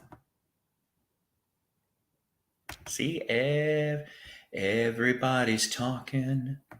Nobody. Also waiting on the Penguin Sessions box set with US promo mono fold-down mixes and an audio commentary by a totally original member from 68, Stevie. You know what? Okay, so I was talking about Stevie Nicks, believe it or not, in the break room the other day because Walmart radio, same 50 damn songs. I did find out why it's the same 50 songs, though, because yes, they bought a cheap clearance rights radio package. That's what they did. That is why it is the same 50 songs. So when they play Stevie Nicks and Tom Petty's Stop Dragging My Heart Around, I change it to, of course, Stop Dragging My Car Around, because that was Weird Al's take. And my friend never heard that song, so I had to go and play Stop Dragging My Car Around. Right. If they're a Fleetwood Mac tribute band, they should know pretty much all eras. I'm sorry, no, I have not gotten ZZ Top Raw yet. Yes, I do want to get it. Yeah, you're telling me about the concerts. Oh boy, I got a free show coming up the 24th. That'll probably, well, other than the Zero concert in December, like I said, I hope to maybe get some autographs at that one. But honestly, that might be the second to the last concert for this year for me. Trout Fishing in America's coming. They're from Eureka Springs, Arkansas. They're a duo. They've been nominated for Grammys. They've done kid album material, but they do adult stuff too. I said doo-doo. Yeah, no kidding. Yeah, I don't really like Stevie Nicks solo too much. I could maybe think of a handful of songs for Stevie by herself. Went to a record store today and found a vinyl pressing of The Best of Badfinger on Apple. Didn't know it existed. I didn't know that existed either, to be honest with you. And I almost kind of wonder when and where and how. Because I would go get that even for me. My supermarket has the same. Yeah, see, I want to change it to, yeah. Oh, God, Karma Chameleon. I don't know how many times I've heard that. You saw Carlene Carter last night. Boy, that's a name I haven't heard in a while. That's great that you got to. Was Carlene good? I'm assuming so.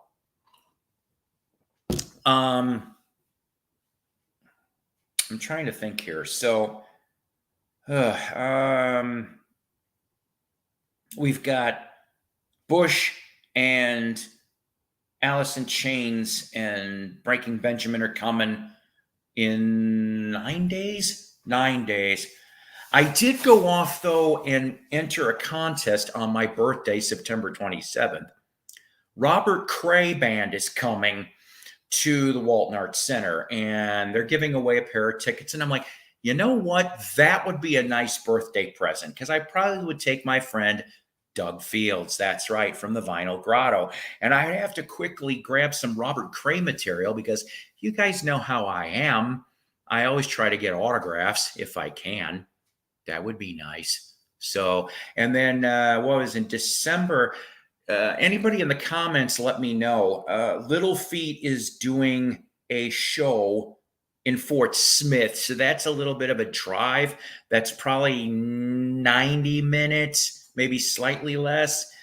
Is it worth going to see? I don't even know how many original members are in Little Feat anymore because I know a couple are dead. So, yeah, don't get me started. Okay. I don't like Springsteen anyway, but that just made it worse. The whole ticket fiasco. I'm thinking it was those limited run. Oh, you know what? Maybe. I'm not sure. I know in the 90s. No, wait a minute. Was it the 90s? Because like when I worked at that Chicago radio station in '01, I got that Best of Badfinger CD. So I'm wondering, yeah, maybe it was 99 or 2000. I don't know. Yeah, Apple did a bunch of UK Badfinger pressing with bonus 45 RPM. Oh, 12. Oh, wow. Yeah, you know what, Tom? I am actually looking for that Ivy's album.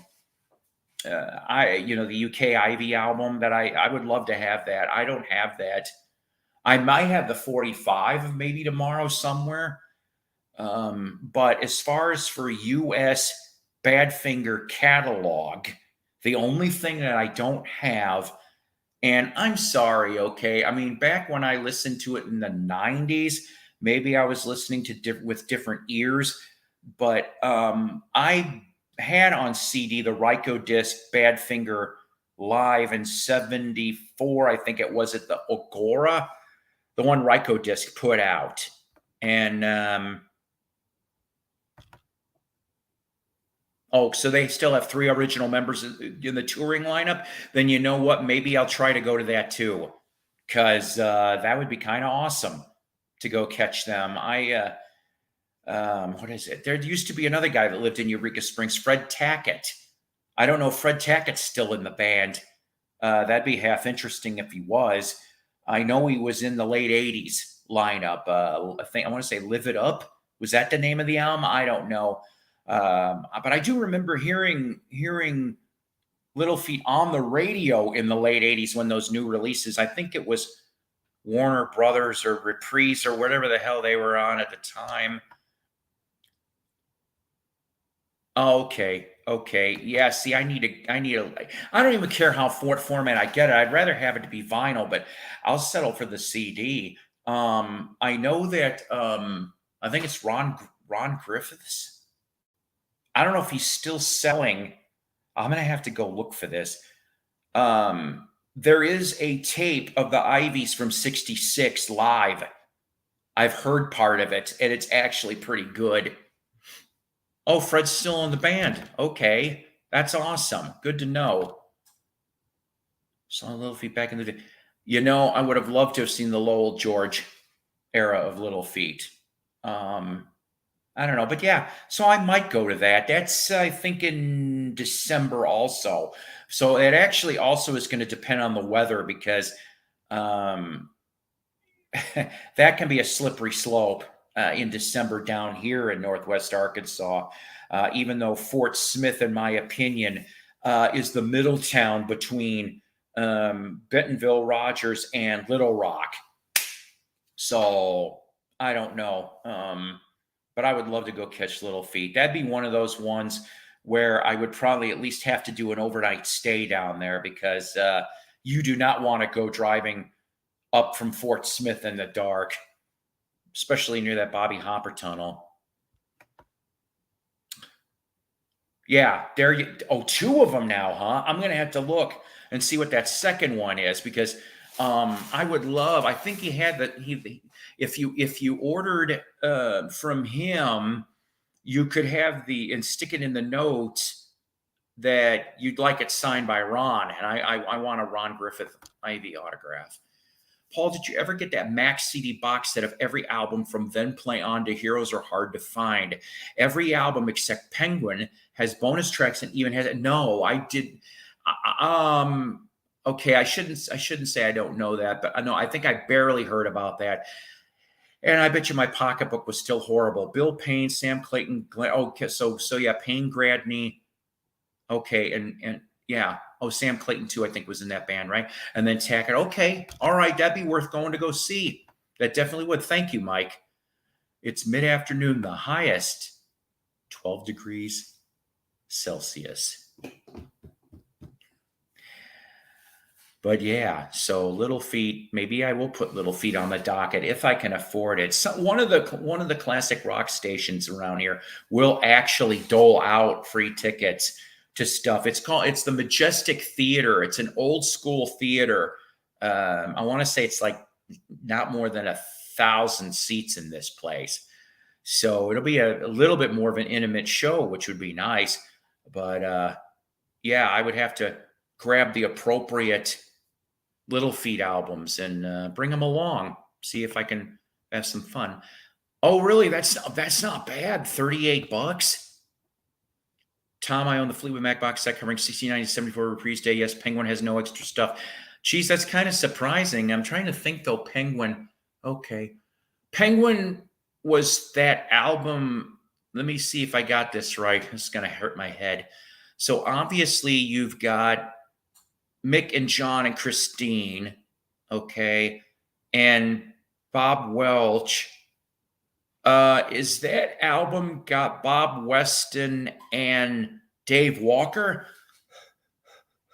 That hurt my head. I can't remember. Is that the album that's got all of those? Because I know it either went Mystery to Me, then Penguin, or it was Penguin, then Mystery to Me, where they lost one of the people. Okay, good. See, I'm telling you, even though it hurts sometimes to think now, I'm surprised that good Paul, good psycho. But so I mean, my son, John, like I said, he obviously knows the Rumor era, that lineup, the Rumor lineup of Fleetwood, and likes that lineup. And so one day I went off and I said, you need to hear some other things. So I'm like, type in Hypnotized by Fleetwood Mac. So he put it on YouTube to his phone. And he's like, what the? And I'm going, uh-huh. I said, this is Bob Welch era Fleetwood Mac. A little trippy. This would be something to smoke a doob and listen while you're listening to that. I said, type in, what was the other one? Oh, well. And he played Oh, well. And then I'm like, okay, now Green Manalishi. And I think I actually got him to play. He didn't really care for the cut with that album they did on Blue Horizon Records from '68 with the blues musician Otis Spann and the other one. He didn't really care for that too much, but he did like some of the other stuff. So I'm like going, uh-huh. He also likes Pink Floyd, except that new song. He said that sucked ass. I said, you are correct, because it does suck ass. That new song. I shouldn't even have tried. Another one I'm not a big fan of, Endless River. I'm glad I didn't fork out money for that one. But I told my son when he moves and can get an okay stereo system, and his son will be post 5 years old by then, that I'll give him the Fleetwood Mac records. You don't have to wait till I'm dead. My dad got me into the Peter Green era, which I truly love. Yes. Oh my God. You know what, Pauline? I'll tell you something. This reminds me of a Goodwill story. So This goes back to last year. There was a bunch of kitty records. I didn't care about that. I'm going through them. It's like, okay, how cute. Then there was one in the middle of the box, and it was called Jeremy Spencer and the Children of God. And I knew exactly what the hell it was. Open that thing up. Clean as a whistle. Minty. For $1. I showed it on one of these episodes. I still have it. I still have it. I read Mick Fleetwood's autobiography. He wrote that Bob Welch set Mick up with a corporation so he would be financially sound, and then announced he was leaving the band. Mick was like, what? Yeah, I mean, I don't get it either. Like I said, I like Bob, and I liked his solo stuff, and I'm glad he obviously was still amicable with these guys, because let's face it, he had the Fleetwood Mac people was in some of his videos, and then he was in Lindsey Buckingham's video for Trouble. Well, you know what, Dusty? Mostly lately, I don't find things at Goodwill anymore. It's been a good couple months since I found anything at a Goodwill. Yes, I do have. If I knew exactly where it was, I would bring it out to show you. But it's in an old Psycho Platter live stream episode that I've kept, Tom. So I don't think you want to go through hours and hours. Yes, very much so. Let me see. Can you permit me for 2 seconds? And then I'm going to get off this broadcast. I'm going to show you a Fleetwood Mac related item. So hang on a second. I think you might dig this. So talk amongst yourselves for a minute.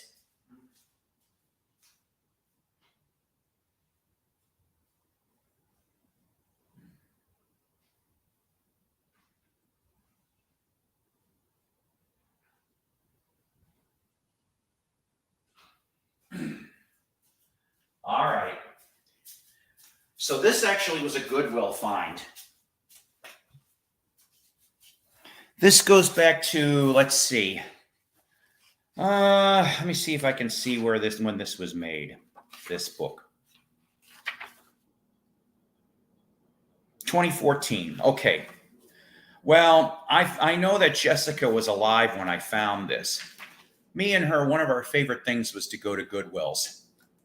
We did it every Sunday, and we'd go to other ones on Mondays. $2.99 for each ride. I know they jacked the fucking prices up at my Goodwill too. I got pissed at them, and I just said, I ain't buying it at that horse shit price. I just come here,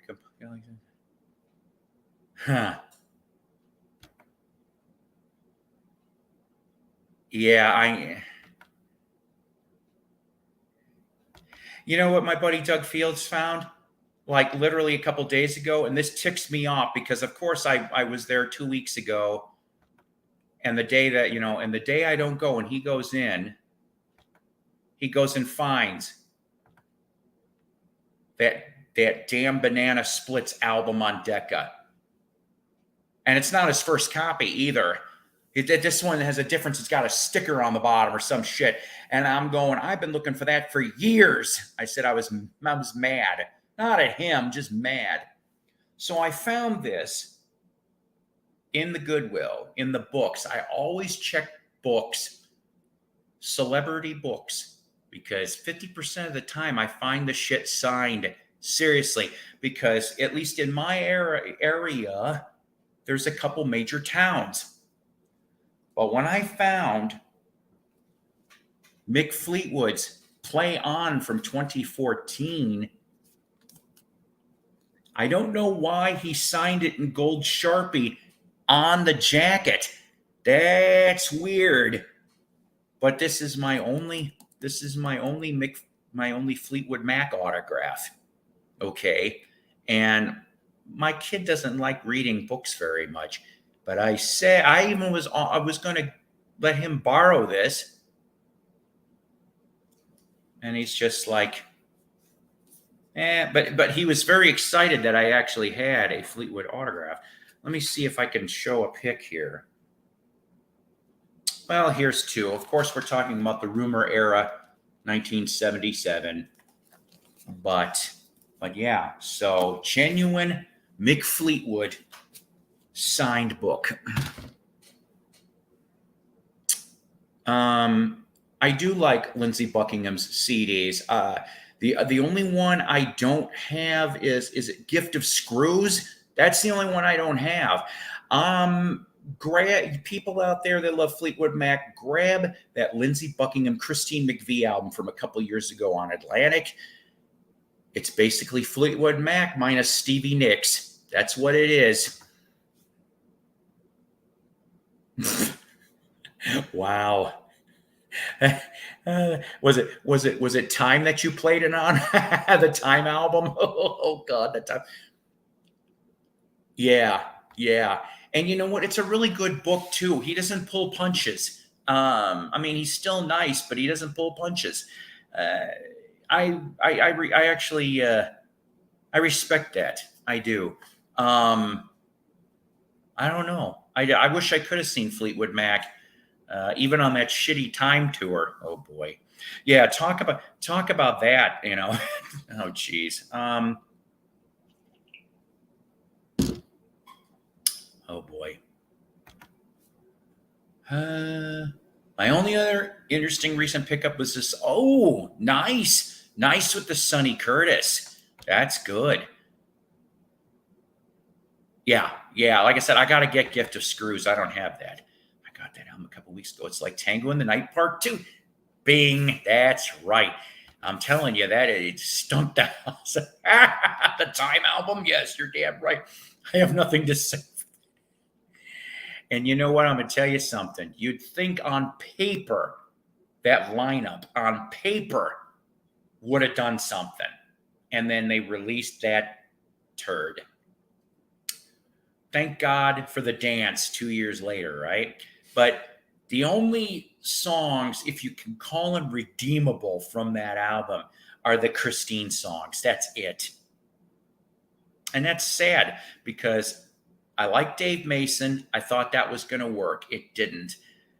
And having Becca Bramlett with Billy Burnett, and I like Billy Burnett as a musician. Becca Bramlett, I remember from Mick Fleetwood Zoo from a couple years before that. I have the 4 CD edition of Rumors. I don't own Behind the Mask, 1990 or Time, 95. Oh, and by the way, on both of those albums, Behind the Mask and Time, Lindsey Buckingham does make an appearance, 1 track each for those albums. Behind the Mask was originally available on vinyl, but if I remember correctly, in the US, it was like a record club thing. You had to play strings with that. I have an original, but this was a record club, come to think of it, copy of Fleetwood Mac Greatest Hits from '88. I have that on vinyl, and I only paid $5, minty, nice and minty. Then in 2003, Say You Will. Yes. And Christine. Yeah, Christine is on there, I'm told, for 2 tracks. And Peacekeeper, I do like. I do. Even because she didn't want to. Yeah, that's right. Yeah. Yeah. I know Becca was a hot little thing, wasn't she, back then?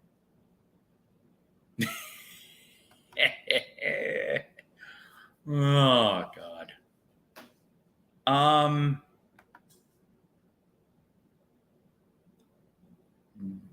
No, I just don't get it. I don't get it. God, what show was it they were on? Was it Ellen? I don't even watch Ellen. It was on the break room for some reason, the Ellen show, okay? And Fleetwood Mac was on there in that lineup. And I'm going, well, let's see. So I'm being judged and that sucked. Oh, did that suck? There was people that watched that TV episode. They said, we ain't buying tickets to this shit show. That's what they said. And I was one of them because they did come to Tulsa, and I'm like, I am not doing this. They did do Tell Me All the Things You Do on that tour. Yeah, I did hear they did some different cuts. Paul, should I get behind the mask in time for the collection or no? My bad. Oops. No, it's all right. So for the collection, yeah. But here's the thing though, okay? So behind the mask, you're going to find that, I don't know if you're collecting these as vinyl or CD, okay? Like I said, behind the mask, it could end up costing you a little more on the vinyl end, okay? I remember seeing the CD and cutout bins for behind the mask. So you ought to maybe find that at a Goodwill and be able to get that, decent. At least with that album, yeah, you got Stevie. Stevie's still there, and like I said, Lindsay shows up for a track. And then it's Billy Burnett and oh god, Rich Zito. Am I right on this? I don't know. Doing both guitar parts, like from the As Long as You Follow. So it's that little lineup. But Time, that's on your discretion because I don't know if Time ever got released on vinyl. I don't even know if Europe ever did that release. I am led to believe that for the Time album on Warner Brothers in '95, there may be only 50 to 60,000 copies. That's it. I don't know how true that is. I just remember never seeing that in a cutout bin after it was released. So if you're going CD, okay, I ended up, right, that's, yeah. I do remember reading something about that, Paulina, somewhere. I can't remember. And then, yeah, like I said, if you're going that way, and even Time is not going to be like extra ridiculously priced. I got mine for like $5.99, which was probably $5.98 too much.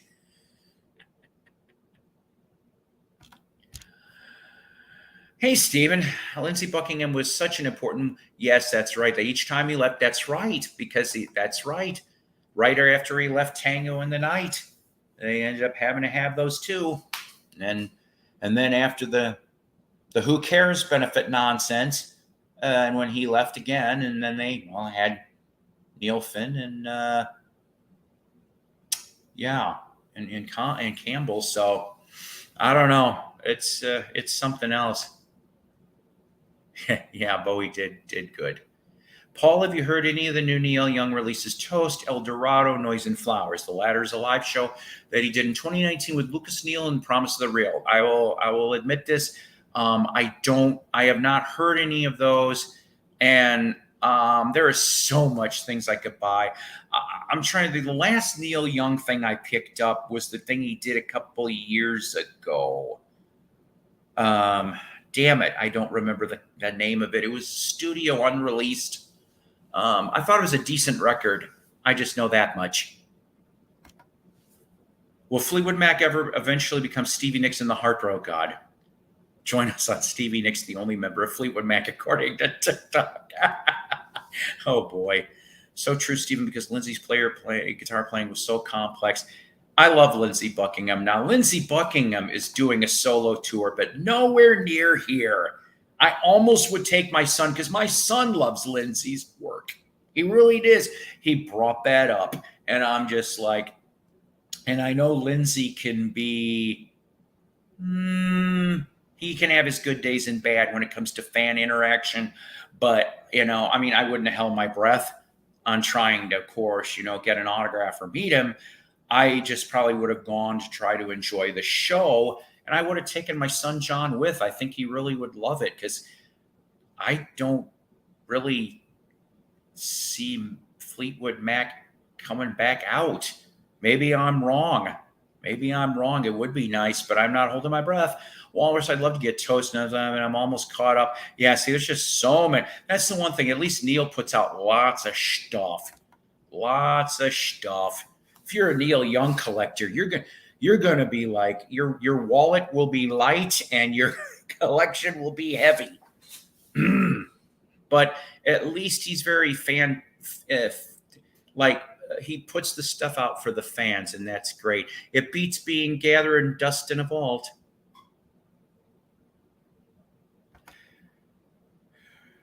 Who knows? Who knows? I don't know. But yeah. So his solo stuff definitely.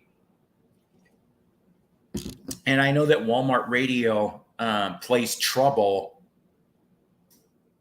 like bunches of times, but every time it comes on, that's like one of the few songs that I can hear over and over and over and over. Although, come on, he's done a lot more than that. Throw in Holiday Road or Wrong or anything else.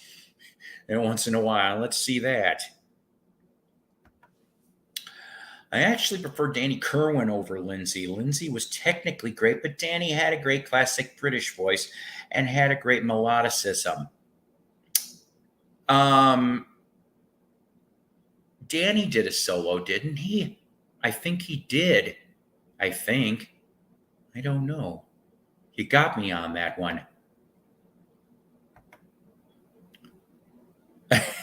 Yes, because I am. Barn, okay. They're well worth it, Mike. I picked up all three last weekend. Promise the Real is a great backing band for Neil.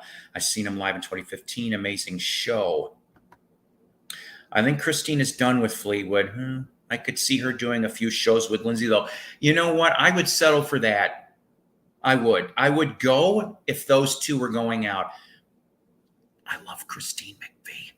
I had the hots for her at one point.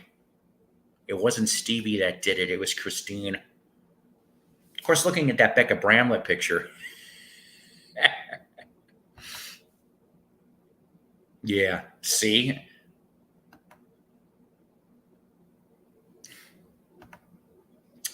He had a few. Okay, then went homeless. Oh my God, for a few years. Sunny Side of Heaven is one of my favorite FM tracks ever. I'm going to have to listen to that. See, I did not know Danny did some solo stuff. But yeah, see, this is what I'm talking about. We all learn here. We all exchange information and we all pick up stuff here because this is a safe place. This is a no drama mama zone. I love you people. I really do.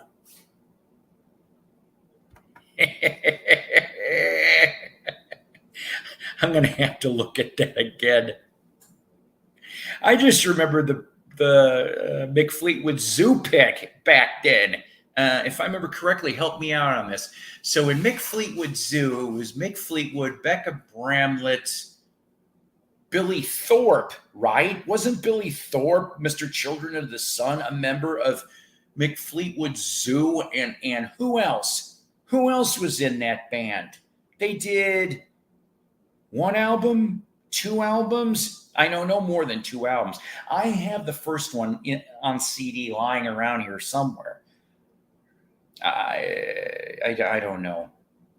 I remember finding Dirt Cheap, Love Runs Deeper by Lindsay. But okay, yeah, like I said, I got to get that CD.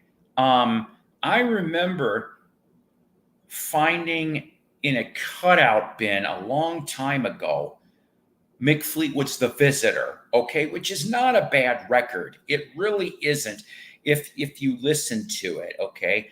What the added bonus was George Harrison on one track. Yeah. Because, Mick Fleetwood was married to Jenny Boyd. And, of course, George, he wasn't married to Patty Boyd anymore, but that was how the connection kind of was, you see. And so, George and Mick were friends, I heard, for, I don't know, quite a long time. So now I got to listen to some Lindsay. Yeah. And Go Insane. That video was weird on MTV for Go Insane. but the album was good. The album was good. I just, oh man. Oh yeah, out of the cradle is another good one, but I'm not gonna lie to you. I didn't get that brand new. I actually found that in a 99-cent cutout bin at a record store. That's how I found it. And it's in I remember hearing Wrong on the radio, and I just love how that damn song went. And I'm just like, you just had that hook. It's like it got you right away. And it's just like, okay, okay. So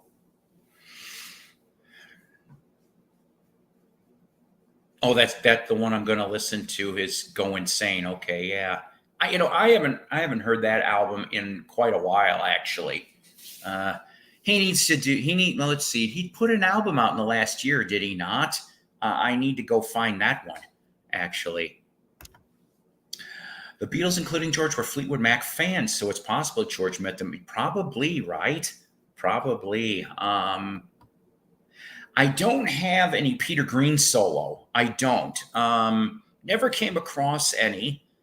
What do you have? The Splinter Group, and then his own stuff. It's just too bad. I mean, I'm glad Peter came back out into the spotlight and did some more stuff, but I remember that story, something about a shotgun, and he is like, he didn't want the royalty money, and then I'm going, what the hell? And then Peter Green shows up. I thought this was cool anyway. On one track for Tusk. He plays on Tusk on one track, and I'm going, nice. That he at least made a brief visit. Too bad Sid Barrett couldn't have pulled that off on Wish You Were Here, since he was there at that time with his little incident. Yes. I'll probably see. Here's the thing. I remember. Oh wow, that would have been interesting. Ooh, well, I wouldn't know. I haven't heard it yet. That'd be Mick Fleetwood.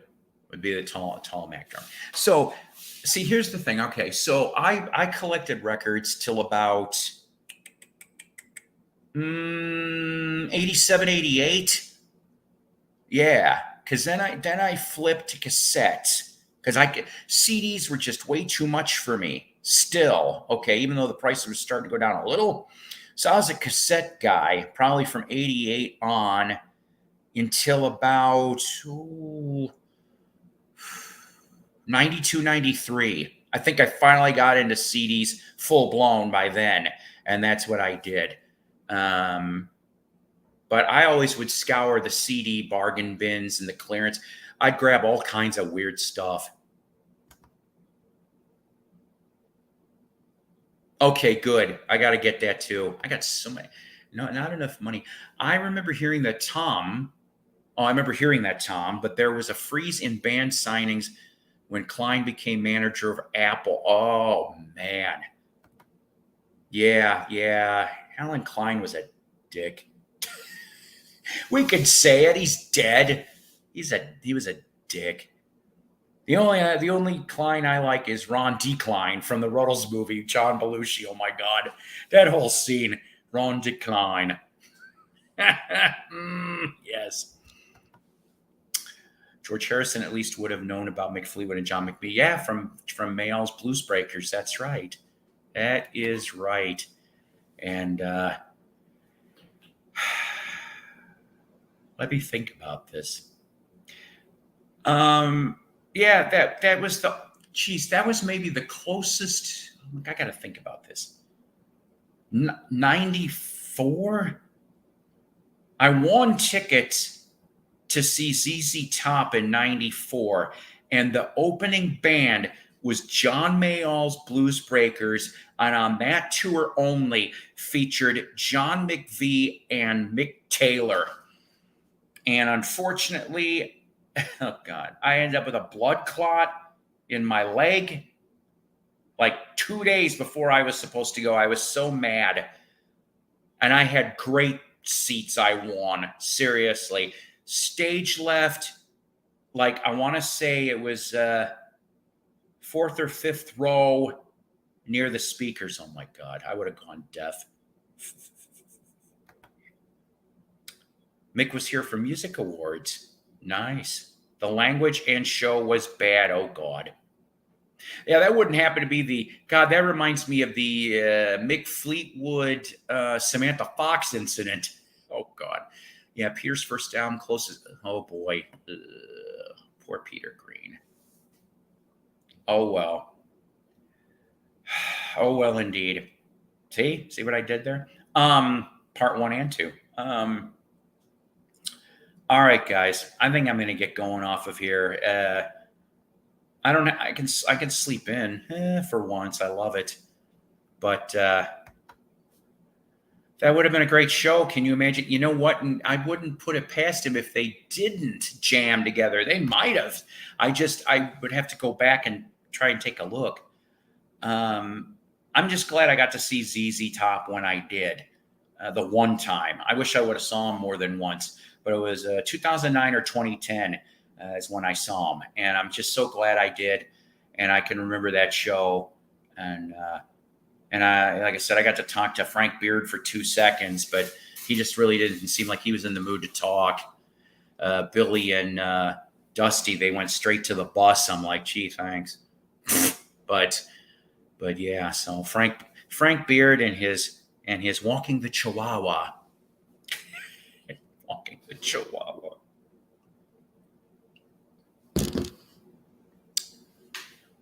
And Mick Taylor, I would love to see. Mick Taylor, I've heard some of his solo stuff wasn't too bad. And then I'm trying to think here. I also remembered something else.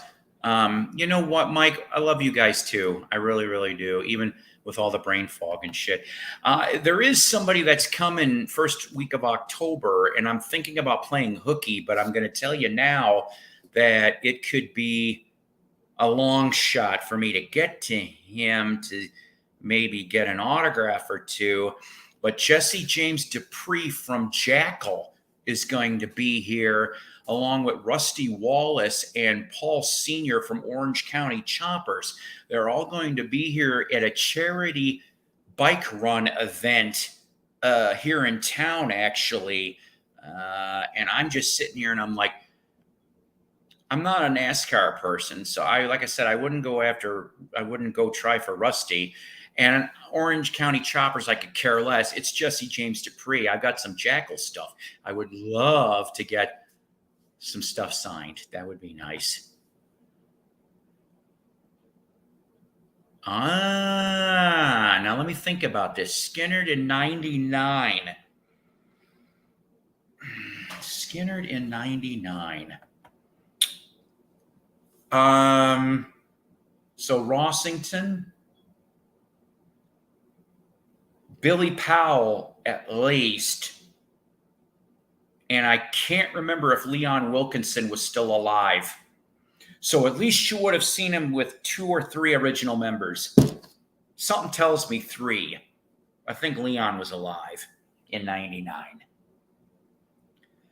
So at least you got to see a really good show. I would not go see Skinnerd now. Sorry. I just wouldn't. Yes, people have said that Skinnerd still puts on a great show, but it's really a tribute band, okay? Gary's the only one. Yes, Ricky Medlock was technically an original member, but he only recorded a couple songs that ended up on Skinnerd's first and last LP in 1978.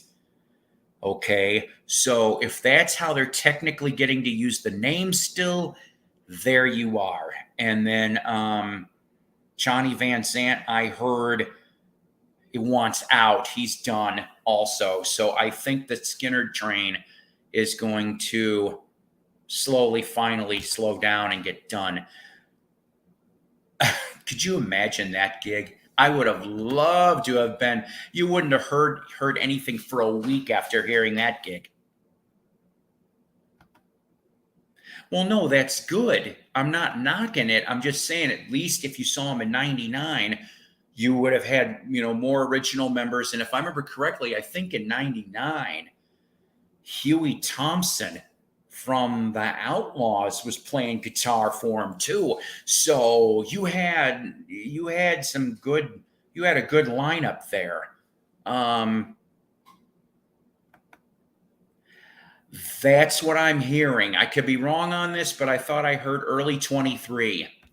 That's what I thought I heard. Yeah, they should have stopped years ago. I'm sorry, they should have stopped after Billy died. Okay, because then you were down to one, and that should have been it. Because I'm sorry, that's just how I feel about it. The last, okay, in my opinion, all right, and maybe like I said, they may be great live. That's great. Yeah, Ed King doesn't get enough credit. You are right. Okay, to go from Strawberry Alarm Clock to Skinner, that's a swing right there. But yeah, I mean, with Ed being there, but you know what? Maybe that fight with Ronnie after "Give Me Back My Bullets" came out, saved his life for quite a while. Okay, um, truthfully, obviously the original Skinner's always going to be the best Skinner. Okay, but the closest that you're going to get to post Ronnie Van Zant Skinner is that Leonard Skinner 1991 album. Okay, where you've got just about everybody back. I mean, Ed King back, Artemis is back, Rossington, Collins wasn't, he was crippled, unfortunately. He couldn't do, I think he was still alive at that time in 91, yeah. And, but yeah, I mean, that's about as close as you were getting to the Skinner vibe. And then, they should have just stopped right then and there after that. They proved their point, and then boom, there you go.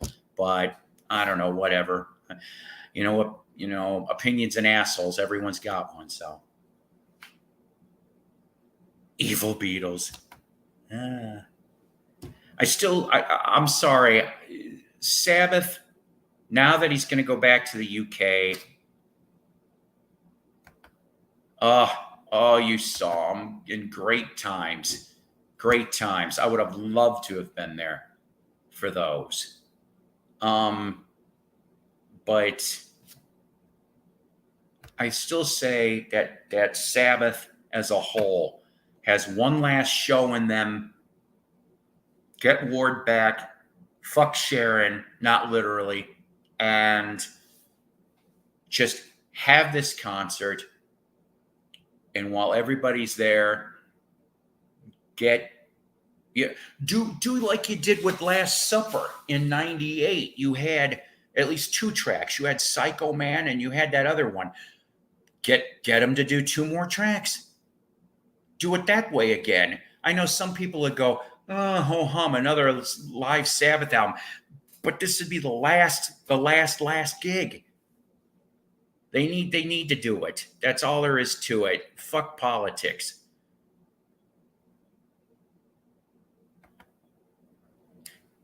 Damn straight. And you know what? I'll tell you something. I have a copy of that.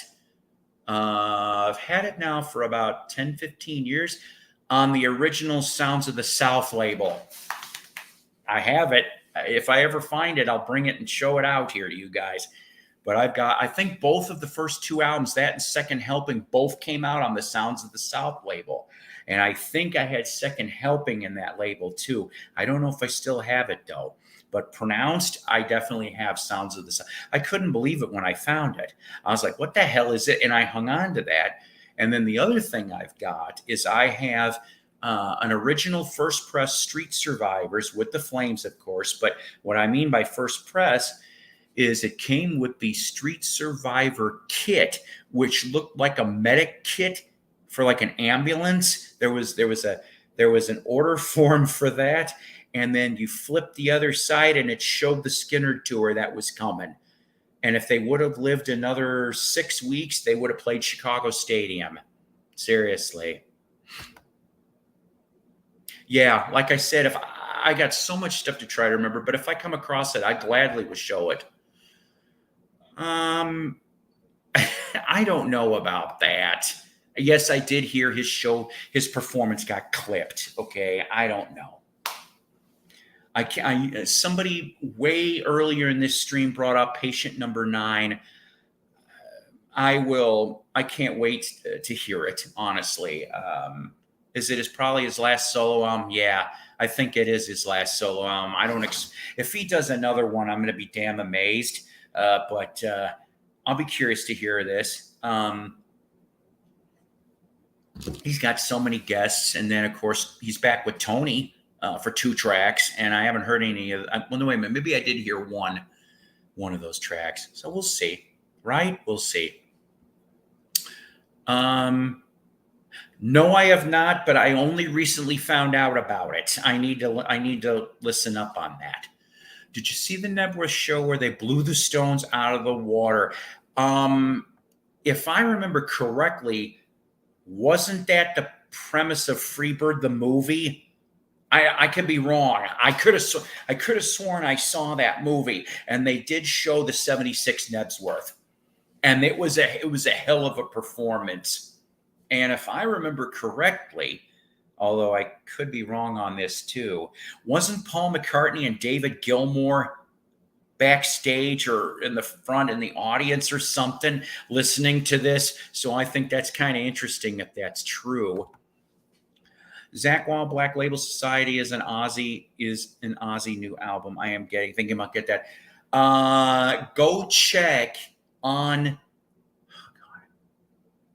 either Zach's official website or mrnkheavy.com. There still is signed CDs of that Black Label, the new one. I'm gonna have to check that out too. Tony Beck, Clep, yeah, a whole bunch of peoples. So whole bunch of stuff. Black Label just came through here, actually. I so wanted to go, but and I heard, like, okay, if you have an opportunity to go and get the meet and greet package, I have been told by several different people it is so worth it, and he is very fan friendly and pretty much will sign whatever you bring. So I'd love to meet Zach. It's just awesome guitar player, awesome with Ozzy and his own band.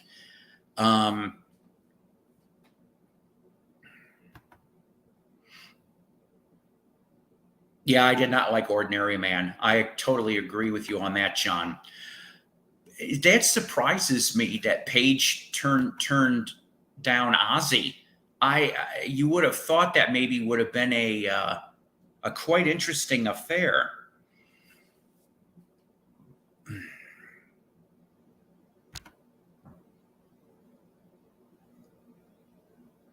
Yeah, love Black Label. Like I said, Ordinary Man was. I think you're right. I could have sworn that might have been one of Taylor Hawkins' last things he did.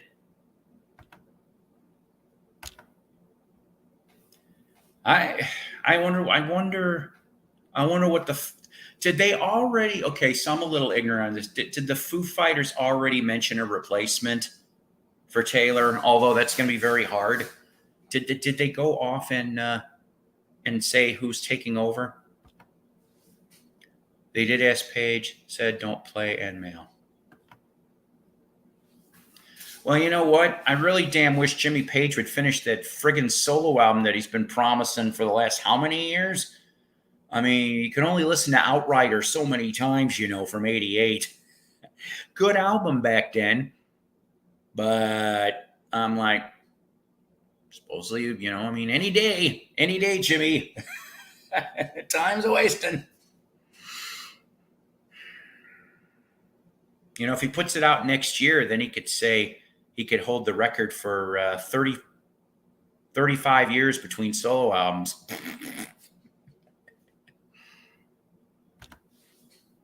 Paul, I haven't heard anything. Yeah, like I said, I'm not sure. Although, wasn't Taylor's kid kicked ass on drums? 16. He's going to be something. He's going to be a contender.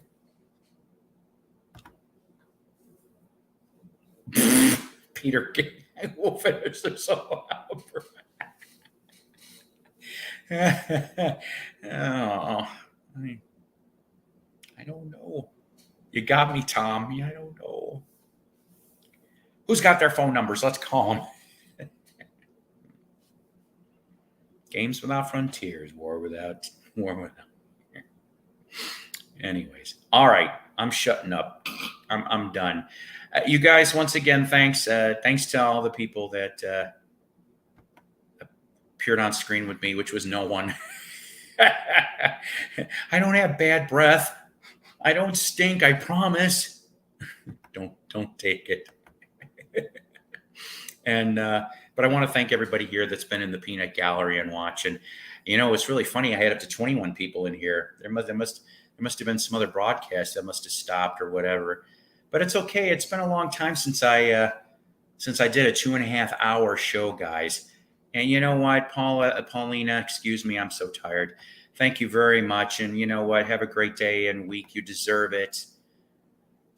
Oh, well, yes, they have. And I know that there was a Blue and Lonesome Volume 2 that was finished before Charlie died. And then I thought I heard they had at least half an LP finished with Charlie before he died for new studio. So we need this. Yes, thank you. Thank God I don't go back to work till Wednesday. I have medical stuff to do tomorrow, not minor stuff. And then Tuesday, I'm hoping to go run around, sell stuff, maybe pick up some things too.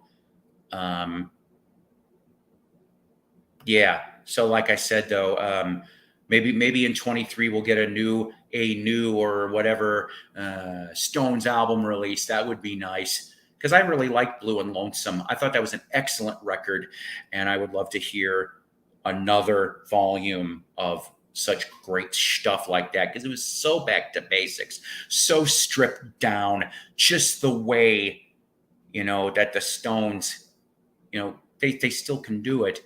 Please, not mono Stone. But I like the Stones in mono. I do. The old stuff. You know what? Thank you, Tim. You too. Good to see you here. Yeah, we'll see about that Gabriel album. And yes, let's hope we get that Stones in 23. That would be nice. Thank you, Walrus. And at that end scene, have a great week, guys. Kick some ass. And I love you guys. And always remember, always powered by coffee, each and every time. That's how psychos stay psycho. Take care.